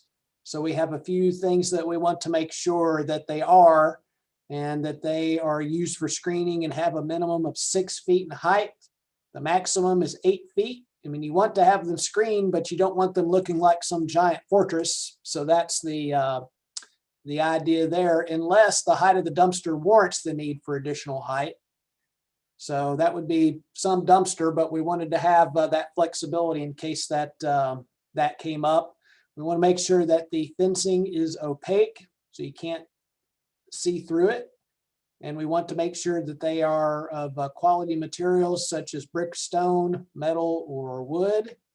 No barbed, razor, or other similar type wire can be attached to the fence. And a landscape buffer may be used for screening in lieu of a fence or a wall. Specific screening plan for the dumpster must be submitted to the zoning administrator and approved prior to construction. And we have fences and walls for residential uses. So fences and walls may be located on the property line or in any portion of the required setbacks under the following conditions. In your front yard, fence is no greater than 4 feet in height. If located in the side or rear yard, fence or wall shall be no greater than 8 feet in height, We strongly encourage people to place their fence in a manner that the property owner has the ability to perform maintenance on the fence or wall without requiring access to an adjacent piece of property. It happens a lot where people just put their fence up to their property line, and it happens 7 or 8 out of 10 times. But sometimes we found over the years that some neighbors don't get along very well and don't like their neighbor coming on the outside of their fence and into their property to maintain it. We're not making that a requirement, but we do encourage that when people come and ask us about fences. Jeff, I have a comment on fences, and maybe you covered it and I didn't see it yet. There was there's some language in one of the documents that I read that talked about how you orient the fence panels relative to your neighbors. And if I remember right, you were required to orient the good side to the outside, and you had to basically look at the framework on your side. Is that considered in here again? That makes sense? Yeah, it makes good sense. And I don't think we accounted for that, but that is a very good suggestion. I think it is in our existing, because when I put my fence up, I did that as well. All right. But just, if we just go back and double check, because there are some uses that I've seen recently that they oriented the solid panel towards the user and let the neighbor look at the frame section of the fence. Which I think we should go back and make them panel the other side. No, that's a good suggestion. I don't think anybody wants to look at the, well, we'll figure out a way to make sure I know the good side of the fence, we'll make sure we get the right nomenclature there, but that's a very good suggestion. Yeah, we'll take a look at the current UDO and see how it's worded and go from there. Thanks. So then we got fences and walls. For non-residential uses, they may be located on the property line or in any portion of the required setbacks under the following conditions: that if located in the front yard, such fence or wall shall be no greater than 4 feet in height. If located in the side or rear yard, again, no greater than 8 feet in height. Include masonry, wood, vinyl, or combination of these materials. Chain link is allowed if coated in black, dark green, or dark brown vinyl. Barbed, razor, or other similar type wire attached to a fence or wall is allowed only in the side and rear yards and only if screened from direct public view. And fences and walls for accessory uses. All pools shall be enclosed from the adjoining lots with a fence or wall. The fence or wall shall be a minimum of 4 feet in height and meet all current NC state regulations. So that kind of catches that additional little pitch that they're supposed to have with the door for that. Fences to enclose athletic courts and fields such as tennis and basketball court shall be no more than 12 feet in height. Chain link shall be coated in black, dark green, or dark brown vinyl. And then no barbed, razor, or other similar type wire would be allowed. When we talk about these uses, Jeff, we're going to end up, I'm sure, grandfathering a lot of existing right now. We see some of the razor wire and stuff on the frontage on 16 in some applications. Yes, that's correct. Okay. So we've got food trucks. Food trucks are allowed in all zoning districts under the following conditions. So food trucks in corridor commercial, employment center, neighborhood center, R1, R3, and R4. Pretty much anywhere outside of our downtown core area would be permitted only on private property with the property owner's consent. Property must have an off-street parking area with a minimum of 10 parking spaces, and a minimum of 5 parking spaces are required for each additional food truck and mobile vendor that wishes to locate on private property. No more than 3 food trucks can locate on a parcel at one time, and food trucks must meet all required setbacks for the zoning district. And the property owner is responsible for containment and removal of trash and recycling from the property each business day. So this would cover if food truck wanted to locate, say here in the Food Lion Shopping Center parking lot, if we had an employment center and they wanted to come locate there at the lunch hour to serve the people that work there. And in our residential zoning districts, as we see that they come out to Millbridge, to that parking lot area quite a bit. So I'd assume they do in some other ones too, like Lawson and our other subdivisions. Then we talk about specifically food trucks in the town center and Main Street zoning districts. They'd be allowed in the town's right of way if the food truck provides proof of general liability insurance that holds the town harmless in case of accident or injury to a patron. If located in the town right of way, food trucks must maintain a 50-foot minimum separation from other food trucks, and that's carried over language from the existing UDO. Then if located on private property, must have property owner's consent and must meet all required setbacks for the zoning district. So all food trucks must apply for an administrative permit to occupy a specific location. The food truck must have proper permitting from Union County Health Department to locate in the town limits, and the administrative permit must be renewed on an annual basis. In addition, food trucks are subject to the requirements of the town code of ordinances. That's for nuisance ordinance, loud, disturbing, unnecessary noise. And we have 4 or more food trucks wishing to locate on a parcel are allowed only during a special event and shall be reviewed and approved on a case-by-case basis. The 50-foot separation required is waived for special events, and all applicable local and state laws must be met, including returning to a commissary or similar base facility daily.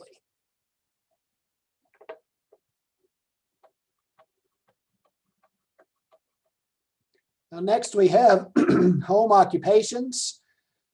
They're permitted in all zoning districts that allow residential housing under the following conditions. No displays of goods, products, or services visible from outside of the dwelling. No business storage or warehousing of materials, supplies, or equipment is permitted outdoors. Storage is permitted in the principal dwelling unit or a fully enclosed accessory structure. Must be no change in the outside appearance of the building or premises or other visible evidence of the conduct of a home occupation. Requirements for shipping and receiving of materials in connection with the business does not create excessive noise or traffic. Traffic and parking will not be detrimental to the neighborhood or create congestion on the street. And then no on-premise retail sales of goods not produced on the site may occur, except incidental retail sales may be permitted. So example we put here is if somebody has their own beauty shop there, they can sell some hair products that they like to market. No more than 2 persons, not a resident on the premises, may be employed in connection with the home occupation. And then the use may not create objectionable noise, fumes, odor, dust, or electrical interference. And not more than 25% of the total gross floor area of residential buildings plus other buildings housing the home occupation or more than 1,000 square feet of gross floor area may be used for that purpose. And only vehicles used primarily as passenger vehicles may be used in connection with the home occupation. Then we have parking of commercial vehicles and then parking of recreational vehicles. So in any lot, 1 commercial vehicle may be parked on an overnight basis on private property and shall be limited to vehicles that have a gross weight of up to 10,000 pounds. No person shall park or place construction or maintenance equipment, machinery, or materials, or allow the same to be parked or placed on public property, streets, and street right-of-ways, or upon any private property in a residential zoning district. Parking of RVs. Recreational vehicles shall not be deemed as a dwelling or an accessory unit in this code. RVs for dwelling purposes are not allowed on residential lots and shall be allowed only in an approved recreational vehicle park. Then we have temporary uses. So these are uses that are considered seasonal, transient, typically are allowed on a short-term basis. So they're a lot of times they're located on a divot that may be underdeveloped or not developed at all. So we require these to get administrative permits based on this code. We would require written permission from the property owner, has to have some compatibility and effect of the surrounding area, must provide adequate access and use to off-street parking, and then meet the setback requirements for the underlying zoning district. And then here's some Yeah. examples. Yes, You need a space between paragraph C and D. And you were on it. I saw that and was just about to make the change live. I'll Got take it. care of it. thank you. So here are some examples of some temporary uses and the time allowed. Some type of carnival, circus, haunted attraction, if those ever happen again, I guess post-COVID now, maximum time would be 60 days. Construction trailers, you would allow for the duration of the construction project. Some type of religious event, sometimes revivals, things like that, travel around, maximum of 30 days. Sales offices for new residential developments, model homes, things like that. Allow those for the duration of the development. Seasonal sales, where you have the firework places pop up, Christmas tree areas, things like that, 90 days. And then a special event held by a business, industry, or organization, 30 days. Jeff, is that kind of a standard amount of time? I mean, some of those seem kind of long to me. So how do you come up with this time frame? They are the standard, yes. Doesn't mean they necessarily have to be that way if you're not comfortable with it. I would say though that, yeah, you know, maybe the things like Halloween and Christmas or fireworks are a little bit long, but you know, 60 might be a tad short too. So there's that. I was thinking of the carnival and circus thing. I'm thinking, do we want to allow a carnival or circus up for 60 days in our town? And then I was also looking at the seasonal sales. I mean, that's, say for Christmas trees, you're talking October, November, December. October seems really early to me for Christmas tree sales or things, but I don't know. What, anybody else have an opinion on that, or is that just me? It is a pro-business decision to have it this long. Local businesses can benefit from it a little more. So I'll just throw that out there. I mean, it does seem kind of like a long duration, but if that's what the standard is, then I'm okay with it. Yeah, I mean, I've even seen some places where they do Halloween, or for fall they do pumpkins, a pumpkin patch, and then they'll also do Christmas tree sales.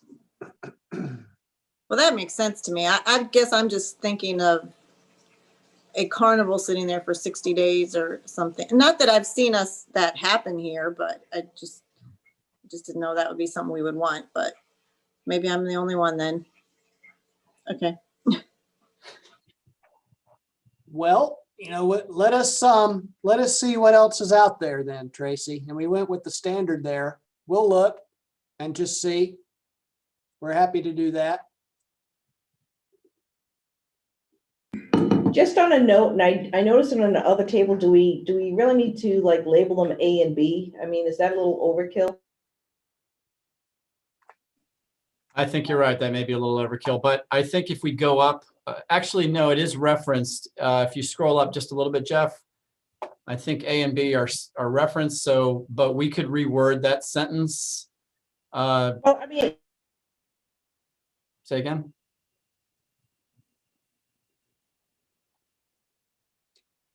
And I think you muted yourself. Yeah.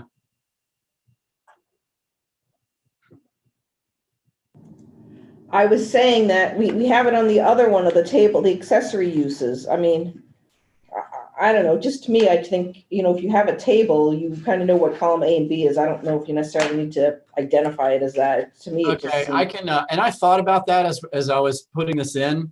It was holdover language, having the column A and column B in the sentence prior. But if I reword that sentence, then I can take out the A and B. That seems like that would be fine. And The other thing, Be more is the consistent with the rest of accessory it. use table, which is on page 62. It's kind of the same thing, you know, that's just me, but. no, I agree. I can easily fix that. Well, you know, as we've said many times, and that's why we're going through this slog of a process. We want each of you to put your stamp on it and want it to be what you want it to be. And so that means, you know, whether it's a big issue or a small issue. So that's part of it. So absolutely. Yeah, especially when it's something that I almost changed on my own and just left in there, just partly because it was quicker to not make the change. And I felt like it was okay, but I think you're right. I think it would make it more consistent with the rest of the document. Well, you need to look through all the tables and do that. And if you want to, on that like header line or that header roll, you could always just shade it slightly or something if you want to emphasize it or bold the text. I'll give it the more consistent look. As you can see, the resolution is not quite as good as some of the others. The others I had to hand create. I had to go through a process to do it. And on some of them, I skipped that process, but this is obviously one of those, and I can go back and make it look much more like the rest. So I will do it. Good attention to detail.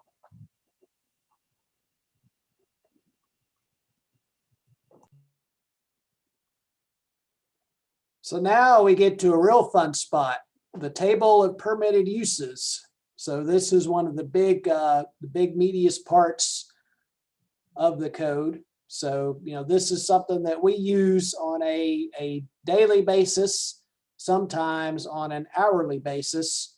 So one thing I want to point out in a little bit of the description before I go to the Excel spreadsheet. So what we say here is that if a use is not listed as a permitted or special use, then it shall be presumed to be prohibited. But the zoning administrator shall make the determination if a use not listed in the table can reasonably be interpreted to fit into a listed use category. That's pretty standard stuff in most zoning codes. So uses that are identified as permitted are listed with a P, and uses that are identified as a special use are listed with an S. If the use has a definition, it's listed in Chapter 13. And we also get assistance from what's called a NAICS code. It's the North America Industrial Classification Codes. Took the place of the old SIC codes, Standard Industrial Classification Code. So if we need more clarification on what a use might entail, we would refer to that code to see if it fits within that definition. So it's used to define a said use that is considered to be similar. And then if we have the SR denoted on there, that means that it has special requirements, which is the section that follows the table of permitted uses. Jeff? Yep. On that second paragraph where it says uses identified as permitted, I wrote special use definition and I kind of have, what's the process? The process is in Chapter 3, which we'll get to at another time. But I mean, just to give you the quick down and dirty on it, the special use process requires You don't board need to. approval. It's a quasi judicial process. You don't need to explain the process, but I didn't know if we should put some sort of something here to send people or state what that process was, or a reference to see Chapter 3 for the process, or maybe if you want to highlight permitted and special use, like bold those two words. Okay. Or emphasize them, but I wrote in here, like, so if we put this here and somebody wants to ask what the definition is or what that process is, should we put a reference on that paragraph to refer them back to where they would find that information? Maybe that's what I wrote for myself. I'm not. We can do that. Reference Chapter 3. Easy enough.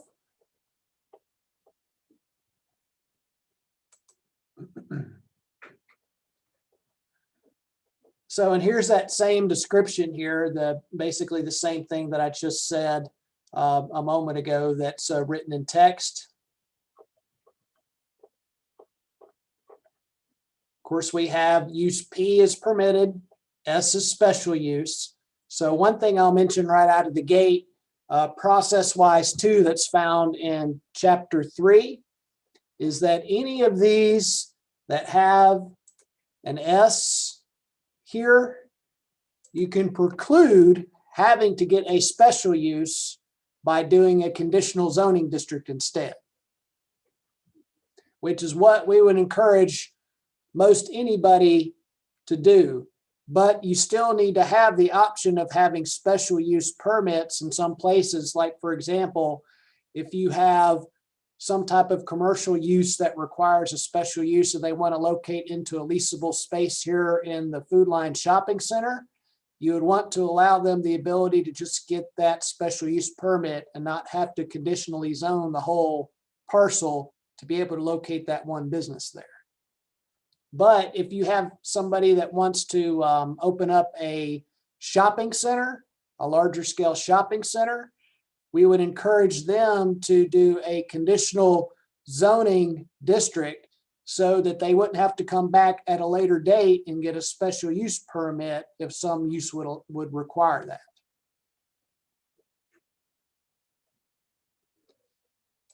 So going through here, we have them divided up into the use categories. First is residential. So the single family attached dwelling, i.e. townhomes, it's a permitted use by right in R4, a permitted use by right in neighborhood center, but it would require a special use permit in the employment center. So i.e. it would require board approval in the employment center area. Cottage dwelling is a special use in R4 and the neighborhood center. So anywhere where cottage dwellings would be allowed, they would require board approval.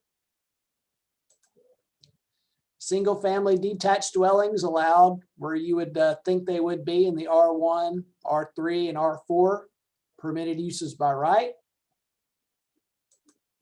A dwelling or duplex dwelling is a permitted use by right in R4 and in the neighborhood center district.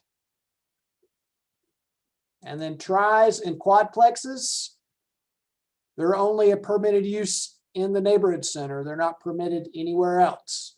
And you see for each of these, there is an SR here. So each of them have some special requirements that you find in the next section. So anybody that wanted to locate a cottage dwelling or some type of cottage dwelling development, they would only be allowed to do that as a special use in the R4 neighborhood center, and they would have to meet all of the special requirements that would be applicable to their development. So that's what that means.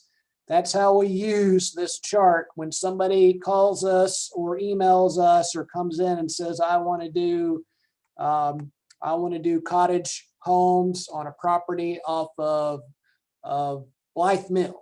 We say, well, okay, that property off of Blythe Mill is zoned R3. So sorry, you cannot do that there. Okay, how about a few parcels down where it's zoned R4? Okay, yes, you can do that there, but it requires special use permit approval. You would have to go through the special use permit, public hearing process, site plan review, board approval, and either do it through the special use permit process or the conditional zoning process. Manufactured homes, they're allowed in the R1, R3, R4, and neighborhood center, but only if they're within the manufactured home overlay district, as we discussed before. That's the only places where they're allowed. And then multifamily dwellings, permitted use in Main Street, Town Center, and Neighborhood Center. And remember, they're only allowed on top of ground floor retail or office. Required special use permit if they located from the ground up in employment center. So we have family care homes, permitted uses in R1, R3, and R4. Live work units, we would want to encourage those in our more compact commercial areas such as neighborhood center and then in Main Street or town center. And here we finally got into tiny home park. It's been mentioned a couple of times. So we have some special requirements there, and it specifies what a tiny home park is and how it can be developed out. That would be special use approval in the R3 or R4 zoning district would be the only two places that would be allowed. So here too, Jeff? I mentioned the NAICS code. You can see for some of these, for further reference, you can refer to that NAICS code. Yes, Ann? Family care homes, would that be sort of like a rehab step down type home, or like a halfway house, or like a residential home for if people were coming out of like residential treatment, like a residential treatment house home? It is not a halfway house.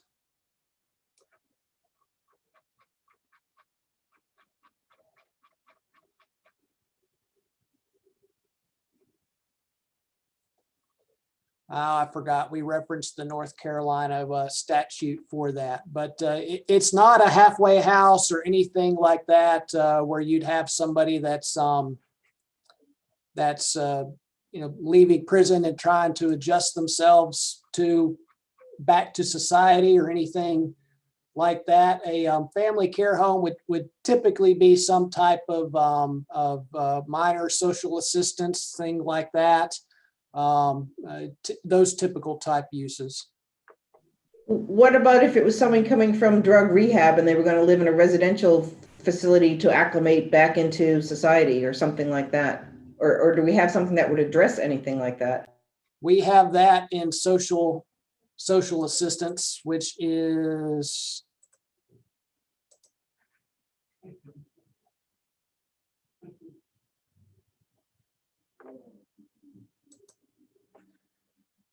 special use in the neighborhood center, and then corridor commercial permitted use. That's good. So nothing like that would be located in a residential area? No.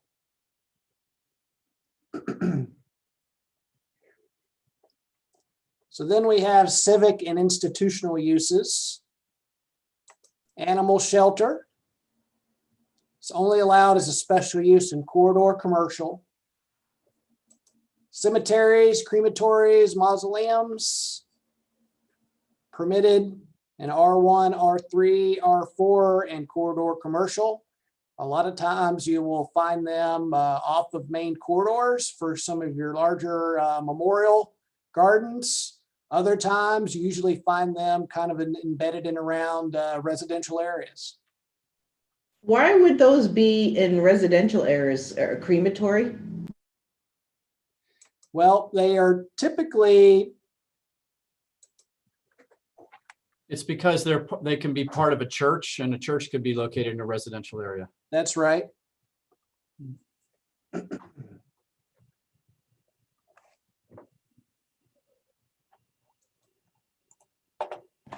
With that said, do we need to separate that a little bit more? Well, crematories is where they would.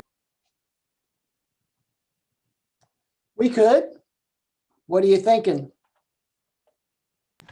Well, I just, don't know that I'd want a cemetery or a mausoleum or crematory next to my house. The objection is it's not so much the cemetery or the mausoleums, but a crematory where they would be disposing of bodies and burning. Like, that doesn't seem like it'd be appropriate in a residential neighborhood. Yeah, that's a very good point. I don't know if the definition could specify, or maybe we need to come up with a separate definition for places where ashes can be interned versus where bodies would be, processed for that. I think it's worth a revisit. Yeah. Let's see what we got here. Tombstones, columbariums, crypts, monuments shall be located a minimum of 20 feet from side or rear lot line unless greater setback. Cemetery shall not be used for the preparation of embalming of bodies or the cremation of bodies. Setback for cemeteries shall be measured from the nearest. Okay, yep, we'll take that out. We'll revisit that.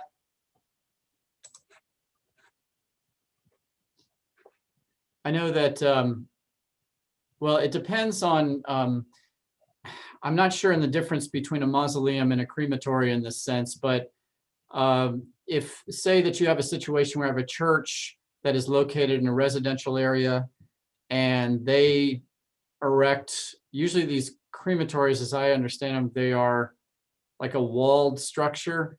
And so it would just, it basically just looks like a wall. That's the mausoleum. That's the mausoleum. Okay, so the crematories always include, that's what I'm saying. I'm not clear on the definitions. It would always include processing as well, for lack of a better term. Well, mausoleums would be more like an above ground structure where they would house the remains, whereas a crematory is how they I guess would prepare the body, similar to like if you had a funeral home where they would embalm or preserve it. I mean, crematories, they basically burn things to ashes. So, you know, I would think the byproduct of that, I mean, would you really want any of that in a residential neighborhood? No, Well, could you move? I was just going to suggest, could you move crematory down to funeral home there on line 26? Yep, that's exactly what my next thought process was. I think that's what we should do. Mm-hmm. Well, I know there's a lot of historic cemeteries and mausoleums that are kind of historic, that are kind of weaved and woven through communities. So I don't necessarily, I don't have a problem with it, but it's just sort of the crematory. Mm-hmm. Let's do some end time changing here. Oh, in time. I thought you said end time. Hopefully That's not, the same. just in time.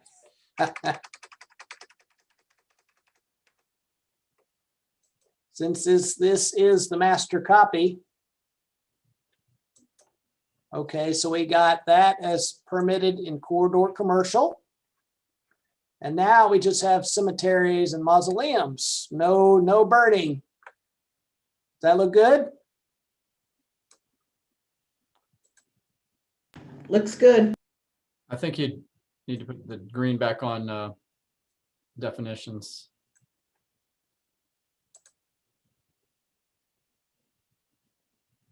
Almost. There we go. There you go. Okay.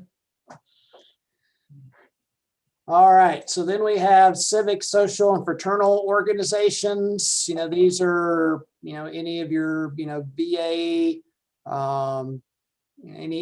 anything like that, Masonic lodges, things of that sort, permitted in our non-residential areas. A community center, that would be private, not a public one, in our non-residential or mixed-use area. Convention center or visitors bureau. Jeff, Yes. I'm sorry. Would it be possible to put a civic, social, fraternal, and veteran organization?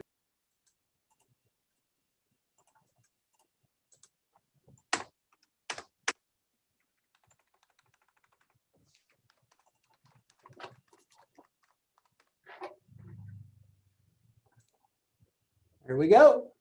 Thank you. You're welcome. Convention Center and Visitors Bureau, we have in Town Center, Corridor Commercial, and Employment Center. A daycare center for children or adults.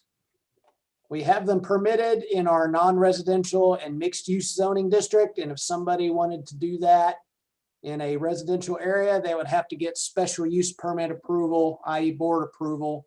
And of course, this one thing you have to keep in mind is the state definition for daycares. And, you know, you can have anybody in any house can have a small number of children and look after those children. But I think the number is 8, if I remember correct, that if you have 8 or more, you're considered then a daycare. Dormitories would be a special use in corridor commercial and employment center.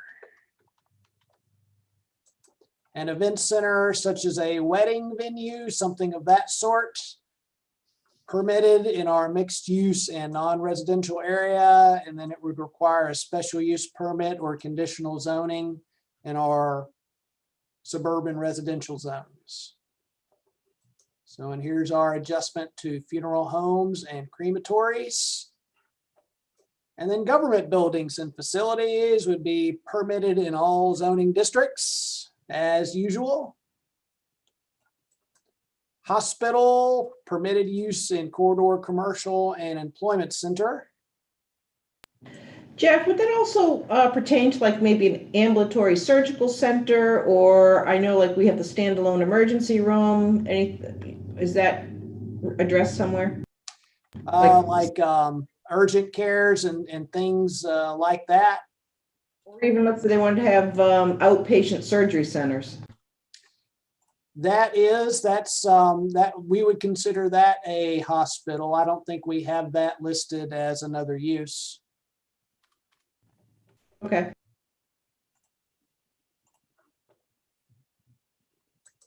We've got libraries, private libraries being non-residential or mixed use, museums, art galleries in our non-residential and mixed use zoning areas, nursing home and assisted living. So we've got that permitted in the neighborhood center and in corridor commercial. Also, we would allow it as a special use in the town center, but then sometimes you see them kind of out in the hinterland every now and then. And we would allow that only as a special use if it was out somewhere in one of our R1 zones. Parks, you want to allow those anywhere and everywhere. Performing arts companies and studios, permitted use in all of our non-residential and mixed use, i.e. neighborhood center zoning district.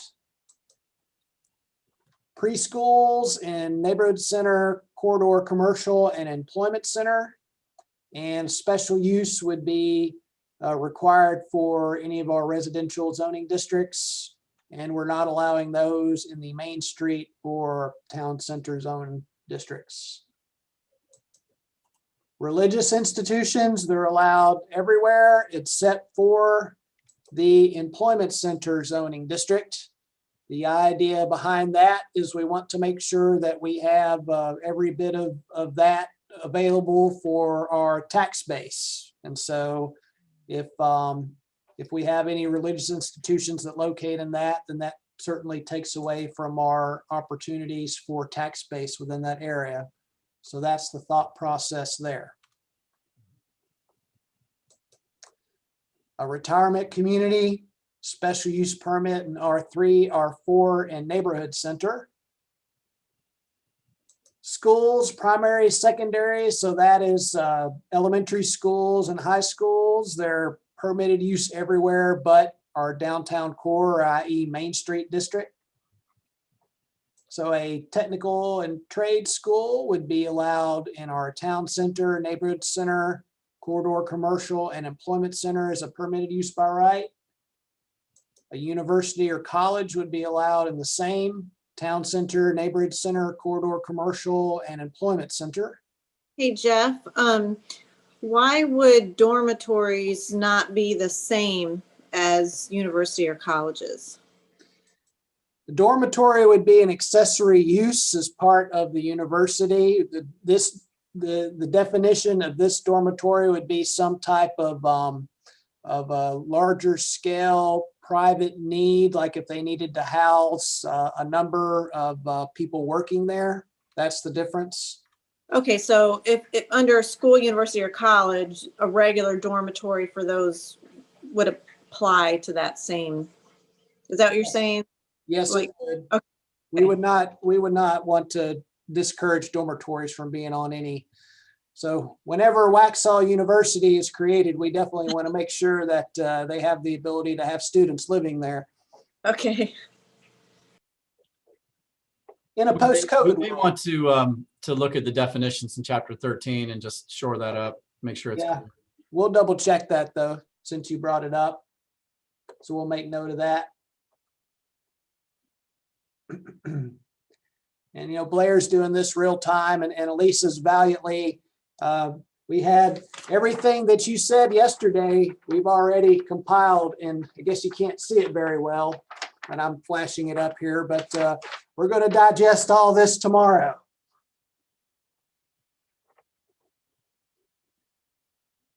So let's see here. Retirement communities in R3, R4, and neighborhood center. I think I already went over those. So now we're down to social assistance. As we talked about, in neighborhood centers, a special use and corridor commercial permitted use. And if we ever get the Waxhaw Zoo, that would be a special use in corridor commercial, or if it was out in the outskirts, special use in R1. Professional office and business services, animal hospital and boarding, permitted uses in town center and corridor commercial only. Animal kennel is a special use in corridor commercial. An automobile towing or wrecker would only be located in corridor commercial and only as a special use.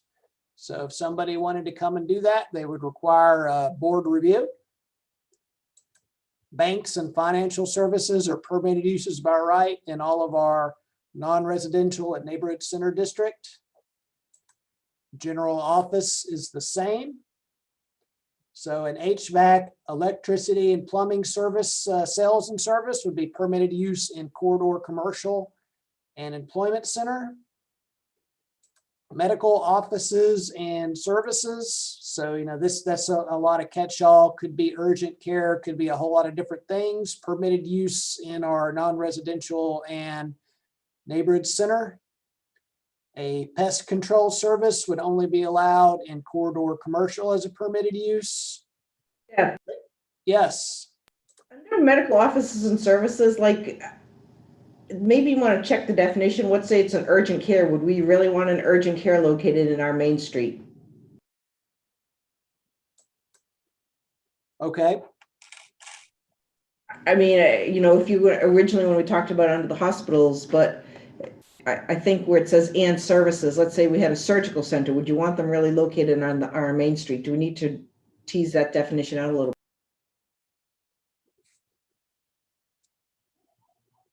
We can break that up, make sure that we get some of those things like, you know, outpatient surgeries, urgent cares, things like that, out of the main street and town center.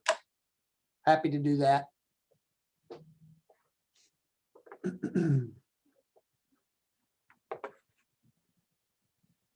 We got radio and TV studio. Permitted use in the employment center district and a special use in town center. So if ESPN radio ever wanted to locate a satellite campus down in Waxhaw, that's how they could do it. 'Cause I know they're up in Charlotte. Retail, commercial, and entertainment, ABC store and town center, neighborhood center, and corridor commercial.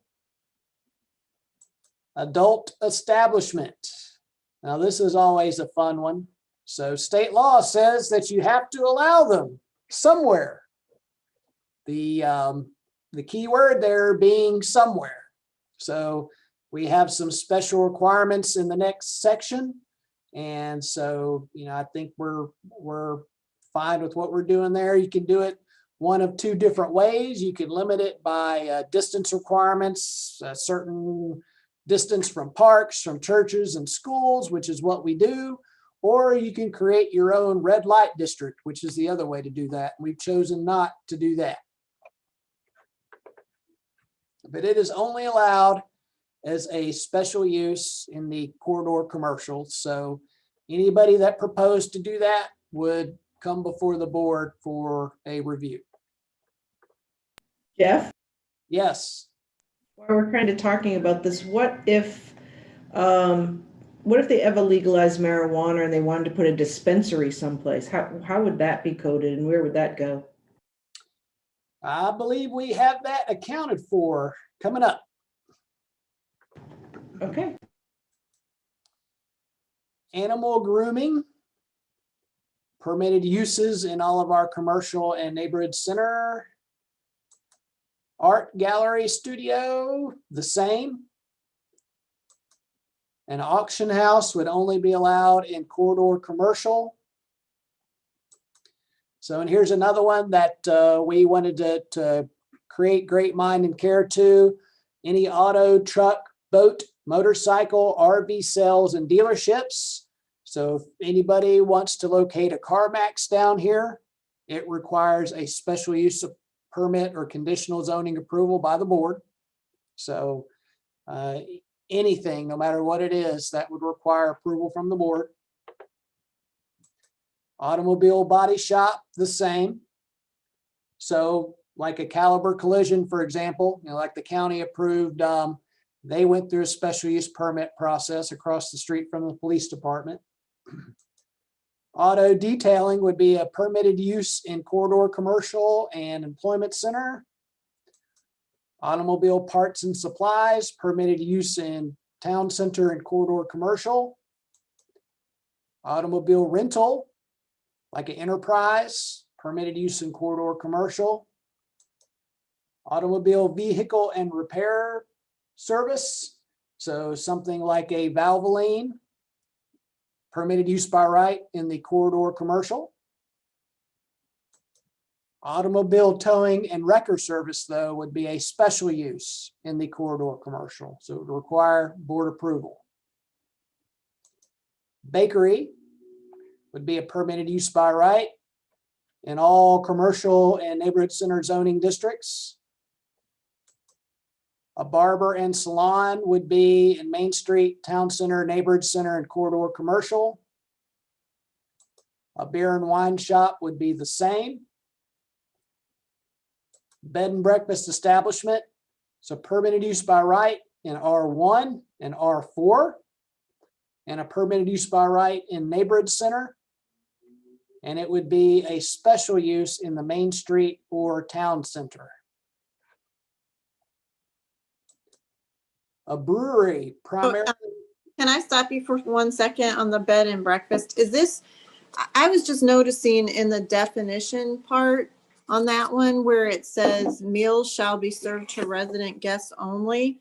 I know that a lot of bed and breakfasts allow outside people to come into their restaurants if they have a full service restaurant in there. So that was just something that I thought, didn't know if we needed to change.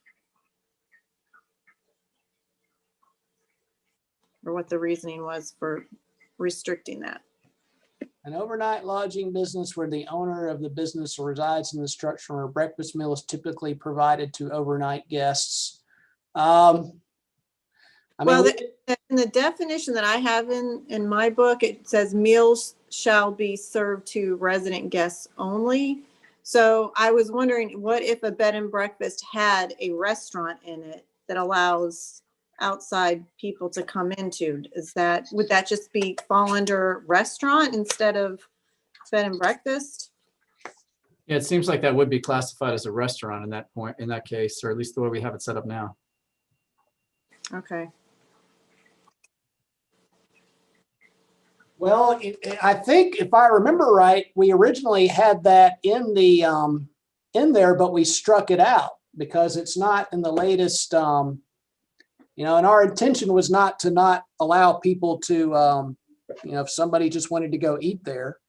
But you would typically require that as a that would typically be classified as a restaurant. But so it doesn't need so it would be separated from the bed and breakfast as far as uses go, or I guess that's what I'm confused on. Well, if they wanted to also, be a restaurant, then we would also look at them from that perspective and how they would be allowed as a restaurant use. Okay.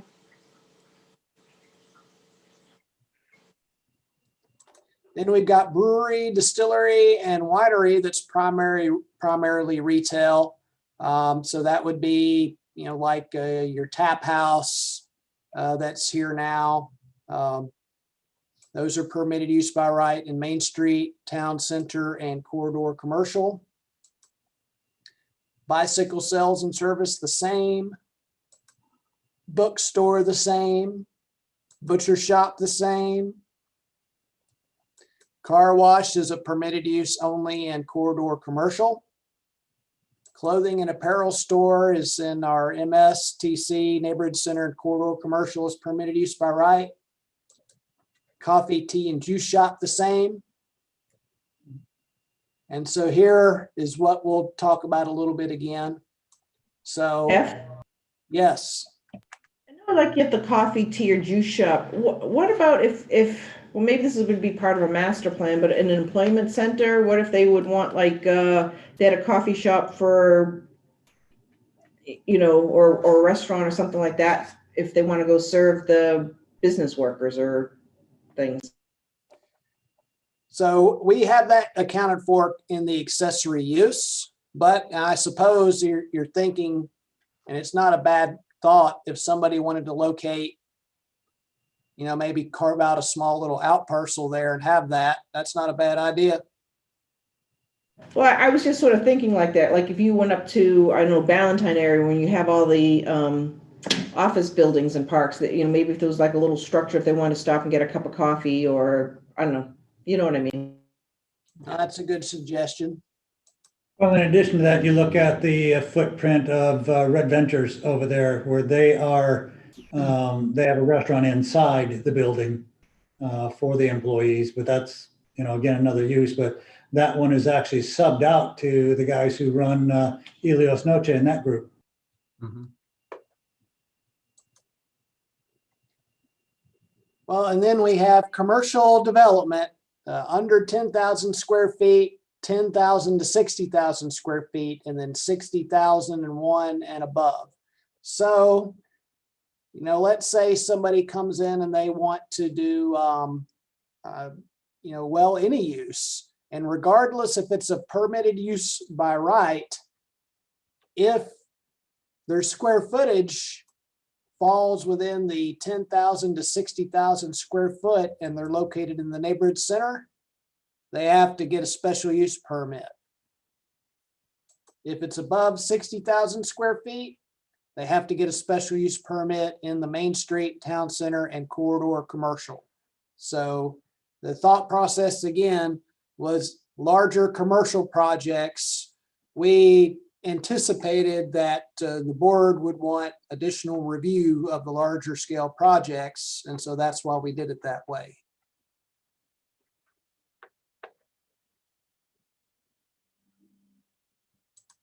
Then we've got convenience stores with fuel as a permitted use in Corridor Commercial and a special use in Employment Center.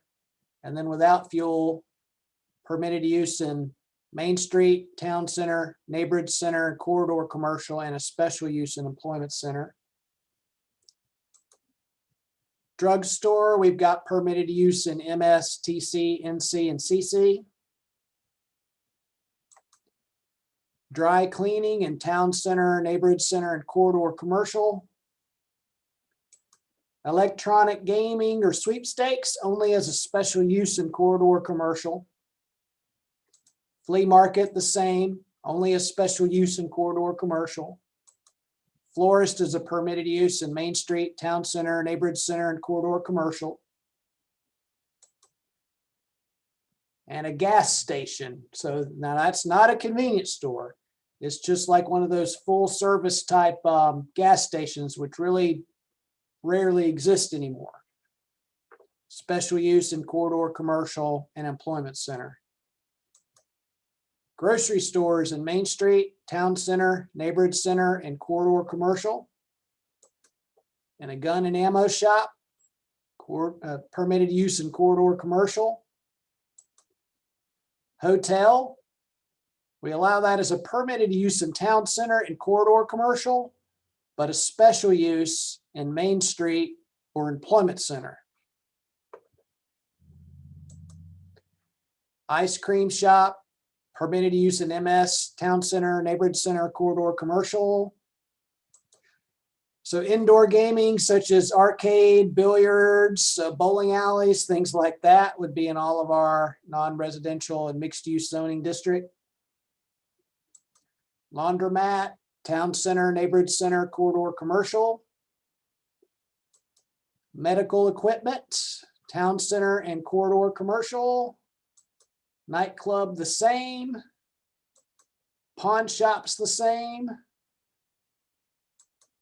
Personal care services like nail salons, things like that. MSTC, neighborhood center, corridor commercial. Pet stores the same. Postal service store would be town center, neighborhood center, corridor commercial, and employment center.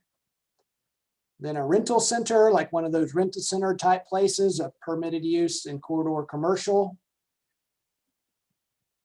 Restaurant with drive-through, permitted use in corridor commercial only. Restaurant with no drive-through is permitted in MS, TC, neighborhood center, corridor commercial, and then a special use in employment center. Self-storage permitted use in corridor commercial. Smoke and tobacco shop, permitted use in MSTC, NC, corridor commercial. Tap rooms, tasting rooms, the same. Tattoos, town center, neighborhood center, corridor commercial. Indoor theater, MS, town center, corridor commercial. And then an outdoor theater, like a drive-in type place, would only be allowed as a special use in corridor commercial. You cut them off here. Jeff, I'm We are going at to, 4 o'clock, and we are, probably a little bit more than halfway through the table of permitted uses. So shall we call it?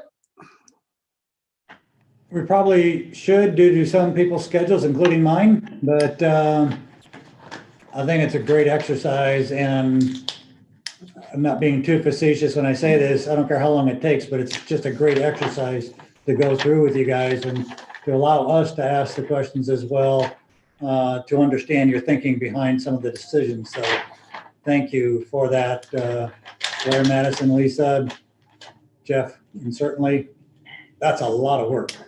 But you all can see the difference between this and what we currently have. Big difference, a lot of work. So Jeffrey, thank you very much for Well, being here. We appreciate you as well. So anyway, with this, unless there's any other comments relative to what we've just talked about, everyone, gonna go again by acclamation on our ability to take a motion to close. So all Mayor, in favor? can I jump in here real quick? I Absolutely. apologize. I want to make sure, our next scheduled times for review are December 1st and December 2nd. So we still have not much left of chapter 4, but we still have chapter 5. My guess is that we'll start going quicker once we get out of this chapter 4. This is the meat of everything. So why don't we go ahead and assign reading for December 1st and 2nd for chapters 7 and chapters 8 that deal with our streets, connectivity, and parking and landscaping standards. All right, that'll work, I think, with everybody. Any comments? Very good. We will be ready again. Well, and again, appreciate- I greatly appreciate your willingness to just go through this thoroughly. As I've said before, I want to make sure that you understand what this is, and I really appreciate all of your very good comments. All right then, so any other questions at all? Any hands up there? No one? Motion to adjourn So moved. by acclamation. Any opposition, say, or any acclamation to approve, just say aye. Aye. All right, we're good. Any opposition? Negative. We're gone. Thank you. Bye, everyone. Thank you.